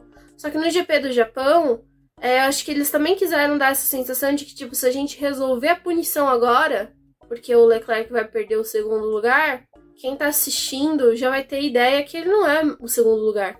E que o Max já, tipo assim, eles mesmo, de novo, mexeram numa visão pro público pra você não ter a visão errada do que aconteceu na corrida. Mas aí você deixa uma visão ruim pela atitude que você tomou. Tipo, a forma como você conduziu aquilo. Tem várias formas de você fazer. E aí, pra não, assim, ficar mais feia a cagada, né?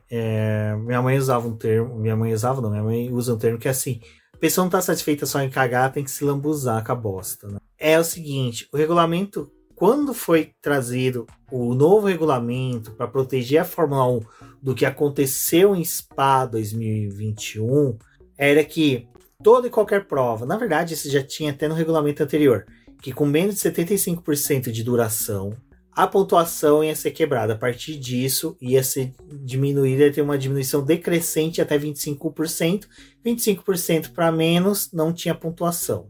Porque, para quem se recorda, antigamente era, né, menos de 75%, metade dos pontos. Aí a gente pode se recordar de GP de Mônaco de 1984, que é aquele GP que todo mundo deu o Ayrton Senna, em que teve metade dos pontos, e até o Prost perdeu o título aquele ano pro Niki Lauda por meio ponto, que justamente ele perdeu, por se tivesse completado a corrida, teria ganhado os pontos totais em Mônaco. Malásia 2009 também, corrida parou, finalizou metade dos pontos também. O que acontece? Quando saiu a regra, isso daí a Débora vai poder explicar até o melhor, eu lembro que na época eu já pegava o texto para ler, mas eu pegava o texto para ler, vamos supor, o que mudou? Isso é um erro meu como jurista. Só pegava o artigo da mudança.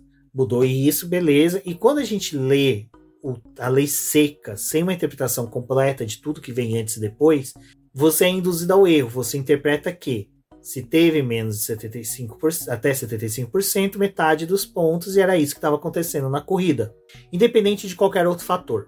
Mas depois, quando aconteceu ali que o Max foi avisado que foi a totalização dos pontos e assim ele era campeão, eu achei estranho, muita gente achou estranho, falou, não, mas peraí, não teve 75% da prova concluída.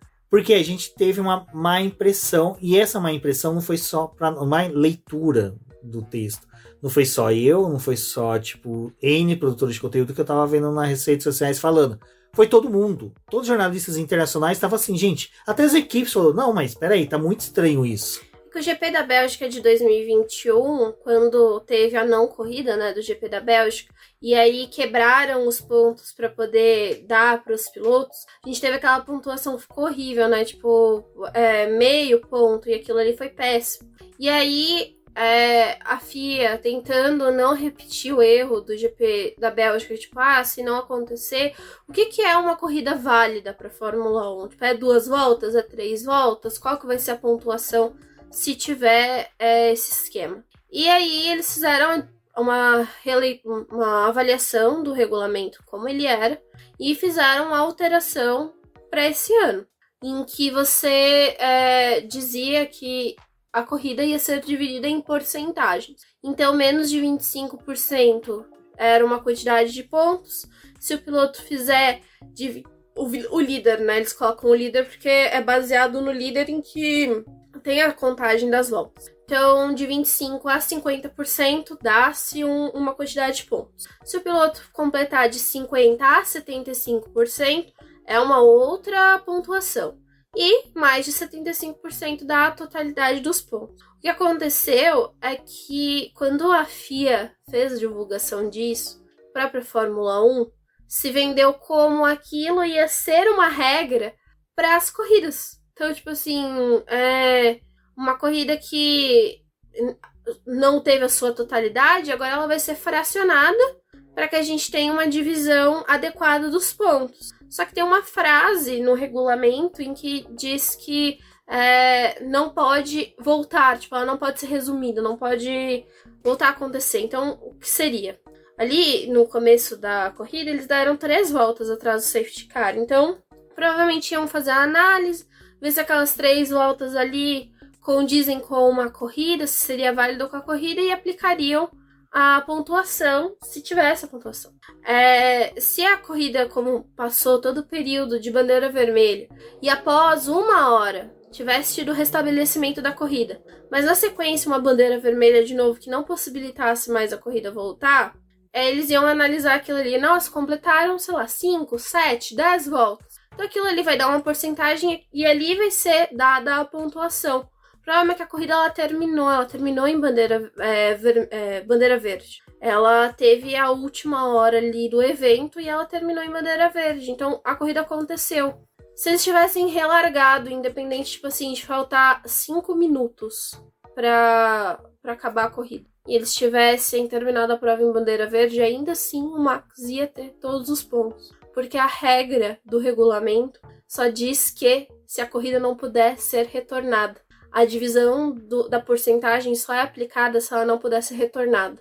Não diz nada sobre a porcentagem dela efetiva acontecendo. E aí que tá a pegadinha. Legislação tem muita pegadinha e é realmente de interpretação, ainda mais quando você tem um texto que é escrito por alguém que nem, no caso, acho que foi a BBC levantou que foi o Masi que escreveu. Aí eu já vi um monte de gente, foi o Masi, Mano, mas pode ser qualquer coisa, mas só que analfabeto e burro nesse ponto ele não era. Então, assim, não tem. Vai reclamar, tá bom, cara. Não, deixa eu só terminar o negócio, né?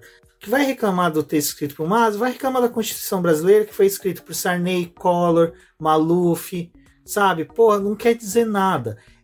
Ao que ponto que eu quero chegar?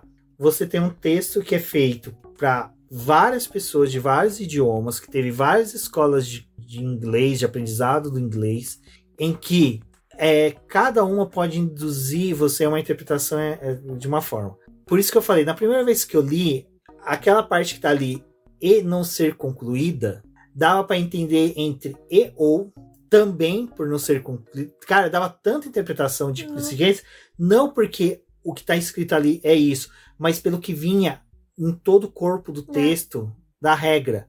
Porque a regra da divisão dá a entender isso. E tem uma coisa que para quando você... Isso às vezes eu ficava puto, até mesmo com o Reginaldo Leme, quando na transmissão ele desfazia dos juristas, falando, se desse o regulamento para jornalista faria melhor. Desculpa, Reginaldo, mas só que o sindicato dos jornalistas contrata advogados para fazer a convenção coletiva deles, porque eles não têm capacidade técnica para fazer. Então, você vê como... E não fazendo de jornalista. A Débora é uma jornalista que ela tem capacidade técnica porque ela tem curso de direito, já é diferente. Por isso que ela entende tão bem de regras e consegue fazer boas interpretações. Mas, e aí que eu falei que foi meu erro que eu fiz a tradução até por um software que ia me entregar um texto de tradução mais coerente com a legislação, e isso ele fez perfeitamente. Eu li, deu 185 páginas, mas assim, foi uma boa ter lido tudo, porque eu compreendi. Tem duas coisas. Existe uma coisa que todo jurista, toda pessoa que executa regras, ele tem que saber, que ele tem que pegar até mesmo a evolução das regras. Se a regra sempre vinha com até 75% da prova executada, você tem que dar metade dos pontos, mesmo que mudou a regra, você continua aplicando o que já estava pré-estabelecido. Mesmo que a regra seja interpretativa. Se você vai interpretar a regra, você tem que aplicar aquilo que é mais coerente. E o que seria mais coerente? Aplicar metade dos pontos. O que era o correto a ser feito. Contudo, quando você abre margem à interpretação, cabe a quem vai ser a interpretação aplicar o que ele melhor interpreta e aguardar que ela seja refutada. Ninguém foi refutado. Uma porque o Leclerc também, de certa forma, e para a Ferrari, já é bom que decida o campeonato. Porque daí eles podem focar em desenvolvimento do carro, que é o que a Débora falou para mim, até depois eu não me toquei. Os próximos GPs vão ser todos testes. Todas as equipes vão aplicar testes. Tudo bem, a Ferrari vai disputar o P2 com o Pérez. Não sei, talvez. Não sei, vai compensar. Não se sabe. Então, assim, o desgaste vai ser grande, não compensa. Então, assim, quem sabe, às vezes as equipes compensam mais tomar inúmeras punições por troca de peças, ainda mais a Ferrari, que tem problema de confiabilidade do motor. Quem sabe não seja aí de GPs que ela vai ficar trocando de peça doidada para poder chegar no melhor desenvolvimento de motor. Isso a gente já viu em temporadas passadas. Então, assim, voltando ao regramento, você tem uma leitura que induz ao erro. E é como eu falei, cabe a quem for aplicar, interpretar da forma que ele entender melhor e aguardar ser refutado. Ninguém vai refutar. Porque até mesmo, só para concluir, Débora, agora a Fórmula 1 tem outro foco de discussão, que é o teto orçamentário. E só para concluir uma coisa que até eu comentei com a Débora aqui em off, que eu dei um pause com a dos cachorros do vizinho latino, e o papagaio também, que a Rafa adora quando vem aqui conversar com ele, é o seguinte: esse software, quando ele está traduzindo e ele tem dúvida, ele te pergunta o que você quer que seja aplicado naqueles termos que ele tem dúvida. E justamente nesse ele colocou e ou também. Então assim, eu olhei assim e falei, cara, tem realmente uma dúvida. E pelo amor de Deus, gente, não me fico mais nessa de tipo assim, ai, o texto é uma coxa de retalho. Toda legislação é coxa de retalho, Flor. Desde que existe a lei de 12 tábuas, o código de Hammurabi, tudo é uma evolução, faz parte, ninguém tem que reclamar disso. E outra coisa, todo texto é interpretativo. Todo texto cabe à interpretação. Nunca vai existir uma regra que não vai acabar a interpretação. Você tem lá, artigo 121 do Código Penal, matar alguém. Quer mais objetivo do que isso? Pena, de 6 a 21 anos. Mas se cabe interpretações. Matou por quê? Porque matou, com que matou, quando matou, o que motivou a pessoa a matar. Então tudo isso também é interpretação. Então é por isso que críticas a regramento, eu entendo que foi realmente feito um texto nas coxas. E quando foi feita essa nova regra, antes de eu passar a palavra para a Débora, eu quero que vocês lembrem uma coisa que eu falei, tanto aqui como nas lives. Legislação e regramento que é feito no calor do momento tem erros.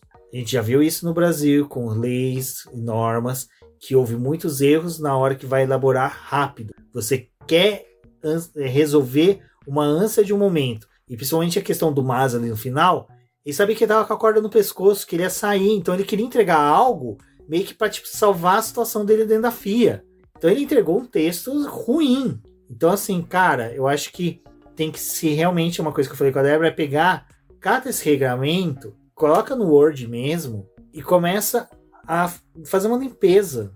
Porque quando você baixa do site da FIA, já aparece tipo assim, a CLT, sabe? Que você tem inúmeras alterações, que você tem aqueles artigos riscadinhos. Quem puder, dá uma olhadinha. Entra no site do Planalto, lá, a Constituição Quando Federal. Quando eles mudam alguma coisa, eles colocam em rosa pra pessoa saber que mudou. Qual que foi a mudança, e isso é horrível. Mas eu acho que assim, a grande questão foi que a FIA vendeu uma coisa, a Fórmula 1 vendeu uma coisa quando trouxe essa alteração do regulamento em porcentagem. Tipo, querendo induzir que o GP da Bélgica não poderia acontecer de novo. Só que fica claro que pode acontecer, é falho. Então é um mecanismo que novamente pode se repetir. E é interessante porque, assim, é o que o Rubens falou, né? Não é a gente falando que cometeu um erro. Foi jornalistas experientes que estão na categoria há muito tempo, que acompanham toda a evolução da mudança do regulamento. foram vítimas de uma pegadinha do regulamento, porque por mais que ele diga o que a FIA usou, né, para poder dar a pontuação inteira, isso não foi explicado da forma como deveria, porque o regulamento em si não, agora pela porcentagem, né, não prevê mais você dar a metade dos pontos, tipo, que foi o que aconteceu na Bélgica. Não tem mais a previsão de você dar a metade dos pontos, ou você dá eles inteiros, ou se a corrida não voltar, ela fica distribuída naquela pontuação que foi estipulada. O regulamento, ele é muito extenso, ele tentou prever o máximo de coisas, situações, cenários que poderiam acontecer, mas eu acho que hoje ele tá precisando de uma reforma, porque, sim, tem alguns artigos que você precisa deixar brechas, deixar coisas interpretativas, porque você precisa ver como que aconteceu ali para você dar um parecer, mas coisas como a pontuação tem que ser claro, assim, tipo, não completou, não é um evento inteiro. Ninguém correu a quilometragem que foi estipulada. Então, por que você vai dar a pontuação inteira se não foi cumprido ali com 75%, né? 75% ou mais, né? Então, teve um erro aí. Não, e até isso que você falou é uma coisa que complementa o que a gente vem debatendo, que o texto ali na hora que coloca não completada, dá a entender que não foi completada o GP. O GP em quilometragem. Em quilometragem. Não então, tá assim, estipulado isso. O texto foi mal redigido, mal aprovado e mal analisado posteriormente. E mal vendido. Eu vou ainda dizer que foi mal vendido. É que você tava explicando a questão do post, né? Que tanto porque a FIA ela fez 1... um post bem sacana, ela não coloca. No post, quando ela divulgou as regras, ela não coloca o termo. Então, se vocês procurarem nos sites que fizeram publicação na época da mudança, todo mundo falou... o briefing que veio pra gente, né? O do quanto review. que foi bom a mudança, tipo, apareceu uma mudança boa. Ainda tinha um ponto ali que nem era esse ponto que poderia gerar um novo GP da Bélgica, mas era a questão do que eram voltas válidas pra corrida. Aquilo ali diz muito que pode voltar a acontecer um GP da Bélgica, mas o problema não era a questão da pontuação. A questão da pontuação, aliás, foi algo muito bem visto, a divisão que tinha sido feita. E aí veio a pegadinha depois do termo. E assim, vocês podem ver, foram vários sites falando que tem o GP do Japão provavelmente não vai acontecer em Suma, então não vai ter como distribuir os pontos, não vai ser como o GP de Singapura, que vai ter o atraso e vai ter a corrida ainda em si. Não, era bem clássico, tipo, não vai ter essa corrida inteira. A gente vai ter praticamente uma transmissão de GP da Bélgica, então não vai dar a pontuação inteira. E aí, como que você fala que tipo, um batalhão de gente comete o mesmo erro, e aí, pra todo mundo que tá assistindo a corrida, viu lá os gráficos mostrando que o Max poderia ser campeão, por causa que ele ia ganhar os 25 pontos. Só que ali no calor do momento você vê aquilo e você fala, cara, o pessoal já tá desgastado, né? Tipo, são 3 horas que tá em transmissão, a gente teve período de bandeira vermelha, teve a questão do trator, teve tanta coisa, que tudo bem errar um gráfico, mas não, a Fórmula 1 lá tava certa, quem tava doido eram os outros. Tipo, eles fizeram todo mundo de palhaço, mais uma vez. E esse negócio do regulamento é uma coisa que vocês vão ver que a gente vai discutir. E agora a gente vai entrar no regulamento financeiro. Porque hoje a FIA confirmou que Aston Martin violou o teto orçamentário, mas somente no cumprimento processual. Ou seja, é que eu falei pra Débora, ela deve ter... A planilha tem que vir em PDF, ela mandou em Excel. Que nem quando a gente fazia auditoria de algumas empresas, que, mano, era um inferno. A gente tinha que imprimir aquelas planilhas que começavam com A de coluna e até ZZ e até a linha 2000 numa folha só. Tinha que ser um papel só. Então a gente tinha que fazer, a gente achava uma gráfica daquelas que fazia impressão de... Cola pra aluno. Não. Impressão de planta de casa, imprimir a planilha em planta de casa, aí tinha que enrolar, colocar nos tubos, mandar pelo correio, isso já na época da era digital, tudo. Tinha que cumprir desse jeito, porque se não cumprisse, a auditoria da empresa não estava cumprida, a empresa não podia continuar tendo ações no mercado. Empresa SA é assim, né? Você tem que fazer cumprir um monte de regrinhas. E aí a Aston Martin não cumpriu, provavelmente vai pagar uma multa. E agora a Red Bull extrapolou em valores. E aí começou aquela discussão, pô, vai ser aplicado multa, sendo que o Williams e Aston Martin descumpriu regras processuais do processo. A Williams já foi punida com multa, a Aston Martin também vai aplicar a mesma regra, a mesma penalidade de multa para a Red Bull que descumpriu em questão de dinheiro, que foi muito mais grave do que da Aston Martin e da Williams. Então, assim, fica uma coisa grave, né, Débora? Porque o pessoal fala, mas foi 1 milhão só. Tá, mas 1 milhão você constrói 5 asas dianteiras.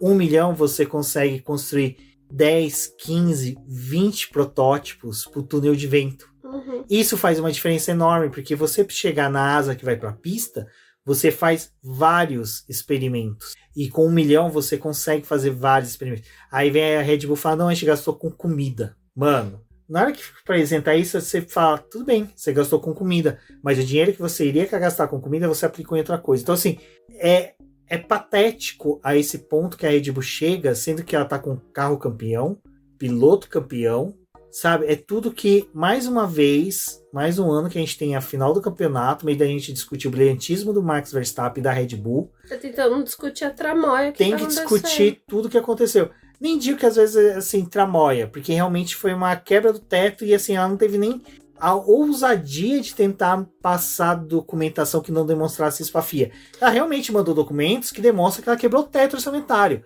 Mas o problema é tentar lubridiar a FIA alegando que é por comida. Mas na publicação que eles fizeram no Twitter, eles fizeram de desentendido, né? Eles falaram, mas... que não, a gente jamais teria passado. A gente informou tudo direitinho. Não, a gente não passou não, mas enfim.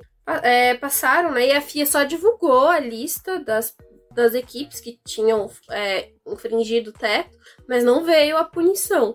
Então também vai ser discutido, né? Qual vai ser a punição da Red Bull e vai dizer muito do que vai virar o teto orçamentário nos próximos anos. Tipo, ele vai ser visto como uma piada pelas outras equipes, pelas equipes maiores, que podem pagar suas multas e não ter nenhuma perda, e no final das contas decidir campeonato dessa forma, tendo investimento nos seus carros, ou eles podem dar uma punição e ainda fazer o regulamento em si ter algum peso, né? Ele ter alguma importância, porque senão não adiantou de nada. Viu o pessoal falando, mas é muito drama da Mercedes e da Ferrari dizer que o teto orçamentário que a Red Bull quebrou poderia dar vantagem para eles de 2 a 3 anos. Pode, porque você tem, todo o campeonato do ano passado, que as finanças só foram entregues nesse ano, então você já passou um ano fazendo desenvolvimento, e agora você passou toda uma temporada só no final dela, tá tendo discussão no teto orçamentário do ano anterior. Então, você já teve ganho de 2 temporadas, e a terceira porque... esse carro vai, né? Esse carro vai pro terceiro ano, porque eles não vão poder jogar esse projeto no lixo, né? E começar de novo. Isso também pode interferir nas contas da Red Bull do próximo ano, porque se ela não teve cuidado com o teto orçamentário dela desse ano, tudo indica que o dessa temporada, né, também foi infringido. Teve porque alguma não infração, tem como ela, apagar o que ela já gastou. Porque ela já gastou. Então, eles precisam tomar uma decisão do que vai ser feito, do que realmente tem um peso, porque senão se torna patético o teu teto orçamentário. E volta para aquela Fórmula 1 que pouco importa com quanto que as equipes gastam, porque não tem como você fazer uma fiscalização adequada. Até vi o pessoal se questionando se tem como a FIA saber os gastos individuais que eles tiveram em algumas coisas. Na parte dos carros, principalmente, tem como você saber o quanto que foi gasto, porque as peças, essas coisas, precisam especificar quanto que foi gasto em cada um daqueles projetos. No túnel de vento, ali, as peças que são montadas para serem testadas no túnel de vento, tudo aquilo ali passa por um controle da FIA, porque ela também tem que ter um controle do túnel de vento, do uso que as equipes estão tendo, porque tem uma porcentagem anual dependendo da posição que você está no campeonato, quando fazem a aferição lá da questão do túnel de vento pro próximo ano. Então essas pequenas coisas dá. O que ficou um pouco não claro para eles, pelo que deu a entender, é que eles não sabem com relação a quais funcionários, tirando os 3 funcionários maiores da equipe que recebem o salário maior sem ser os pilotos, eles não sabem direito os outros membros, como que é a distribuição financeira. Tá tendo essas discussões da melhor forma para poder discriminar isso. Só que uma equipe que infringiu todas as outras 7, eu vou falar 7 porque a FIA ela deu um certificado para as outras 7, menos para Aston Martin, para Williams e para Red Bull, porque elas tiveram a infração processual. Mas essas outras 7 equipes, elas fizeram todo o trabalho direitinho. Elas entregaram não é justo, né? Não é justo. Elas entregaram o regulamento na data certa, os documentos na data certa, elas fizeram a sua contabilidade pela data certa. E se a Red Bull ela se perdeu porque ela tem 4 empresas ativas que entram com relação ao teto orçamentário por conta dos gastos individuais setorizados, um abraço pra ela, entendeu? Se ela não tá sabendo como é que ela faz a contabilidade dela, aí vem com o papo do almoço, foi o que o Rubens falou, vai falar que gastou em papel higiênico. Não falaram que foi papel higiênico, aproveitaram o lance da marmita. Não, e é o que você falou, não é justo, e a questão do pessoal, mas Toto Wolff tá puto porque ele despediu 50 funcionários, e a Red Bull contratou uma boa parte. E desde abril, maio, mais ou menos, vamos por março, porque o campeonato começou em março, mas desde abril, maio, o Binotto tá falando, cara, eles estão substituindo peça pra caramba, e a gente aqui na Ferrari tá estudando quando que a gente vai atualizar. Teve live que até o Felipe Meira participou com a gente, ele falava, cara, tá estranho, porque a Red Bull tá trocando de peça a toda hora, chegando peça nova, e a Ferrari tá falando em substituição de peças para depois das férias de agosto, quer dizer, de verão. A Mercedes foi a mesma coisa, a Mercedes se fudendo, desculpa o termo, com o W13, que é uma bosta, porque não podia substituir peça, tinha que ficar fazendo remendo. E assim, é ridículo, a McLaren não pôde evoluir o carro, trocar o carro. Sabe, quantas evoluções significativas o carro da McLaren teve? O carro da Aston Martin também, por mais que seja. Desistido muito antes, né? Porque ela sabia. E também esse ano teve a discussão dos fretes, né? Várias equipes falaram, mas os fretes estão caros, a gente precisa da mudança do teto, um upgrade do teto orçamentário, porque a gente tá já nos limites. A McLaren, ela ameaçou não ir para as últimas corridas, porque ela não sabia se ela tinha como pagar. E vale lembrar que a Red Bull ainda tá com um chassi novo, revolucionário, mais leve na garagem. Ela só não vai poder introduzir, porque se ela introduzir, entra na contabilidade dos gastos desse ano. Então, assim, eu vou ser sincero, não é reiterismo, não é nada, mas esportivamente, a punição tinha que ser severa, porque é um doping. É a mesma coisa que aconteceu com a Rússia nas Olimpíadas. É a mesma coisa que aconteceu com o Giba no vôlei, quando foi pego com doping. É que eu, assim, minha cabeça não vai recordar de todos os casos de doping, porque já é quase 2 da manhã, entre segunda e terça. Mas é um doping. É um carro dopado, sabe? É um carro que tá com esteroides estourando. Aquele touro ali tá parecendo aquele touro bandido do rodeio que era gigante.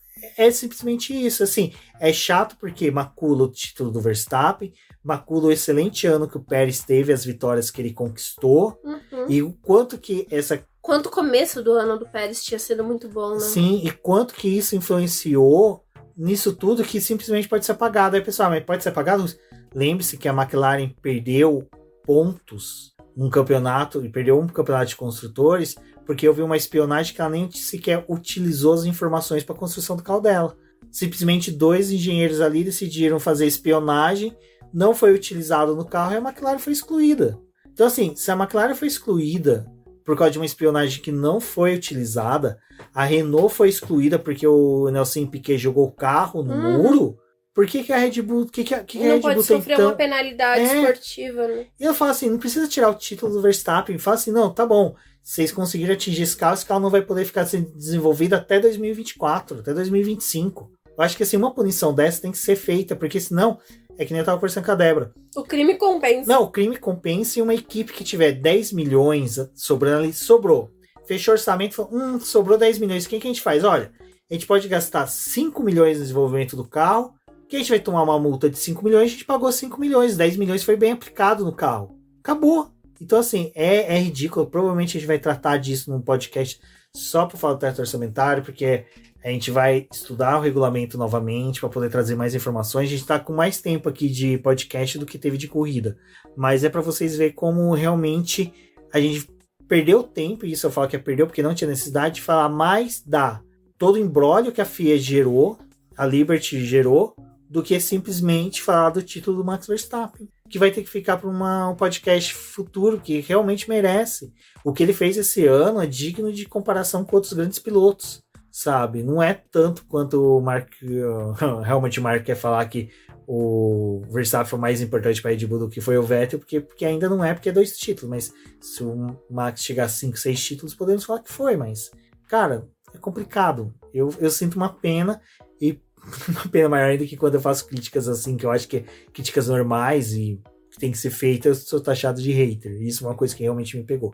Mas é isso, pessoal. Eu agradeço aí a galera que ouviu, que participou, que teve paciência para guardar esse podcast. Agradeço a todos e ouviu o BBcast, compartilhe nas redes sociais, é muito importante para nós, né, Débora? Eu acho que vale aí o pedido para todo mundo. Obrigada a todo mundo que escutou o podcast até aqui. Compartilhe nas suas redes sociais e até uma próxima.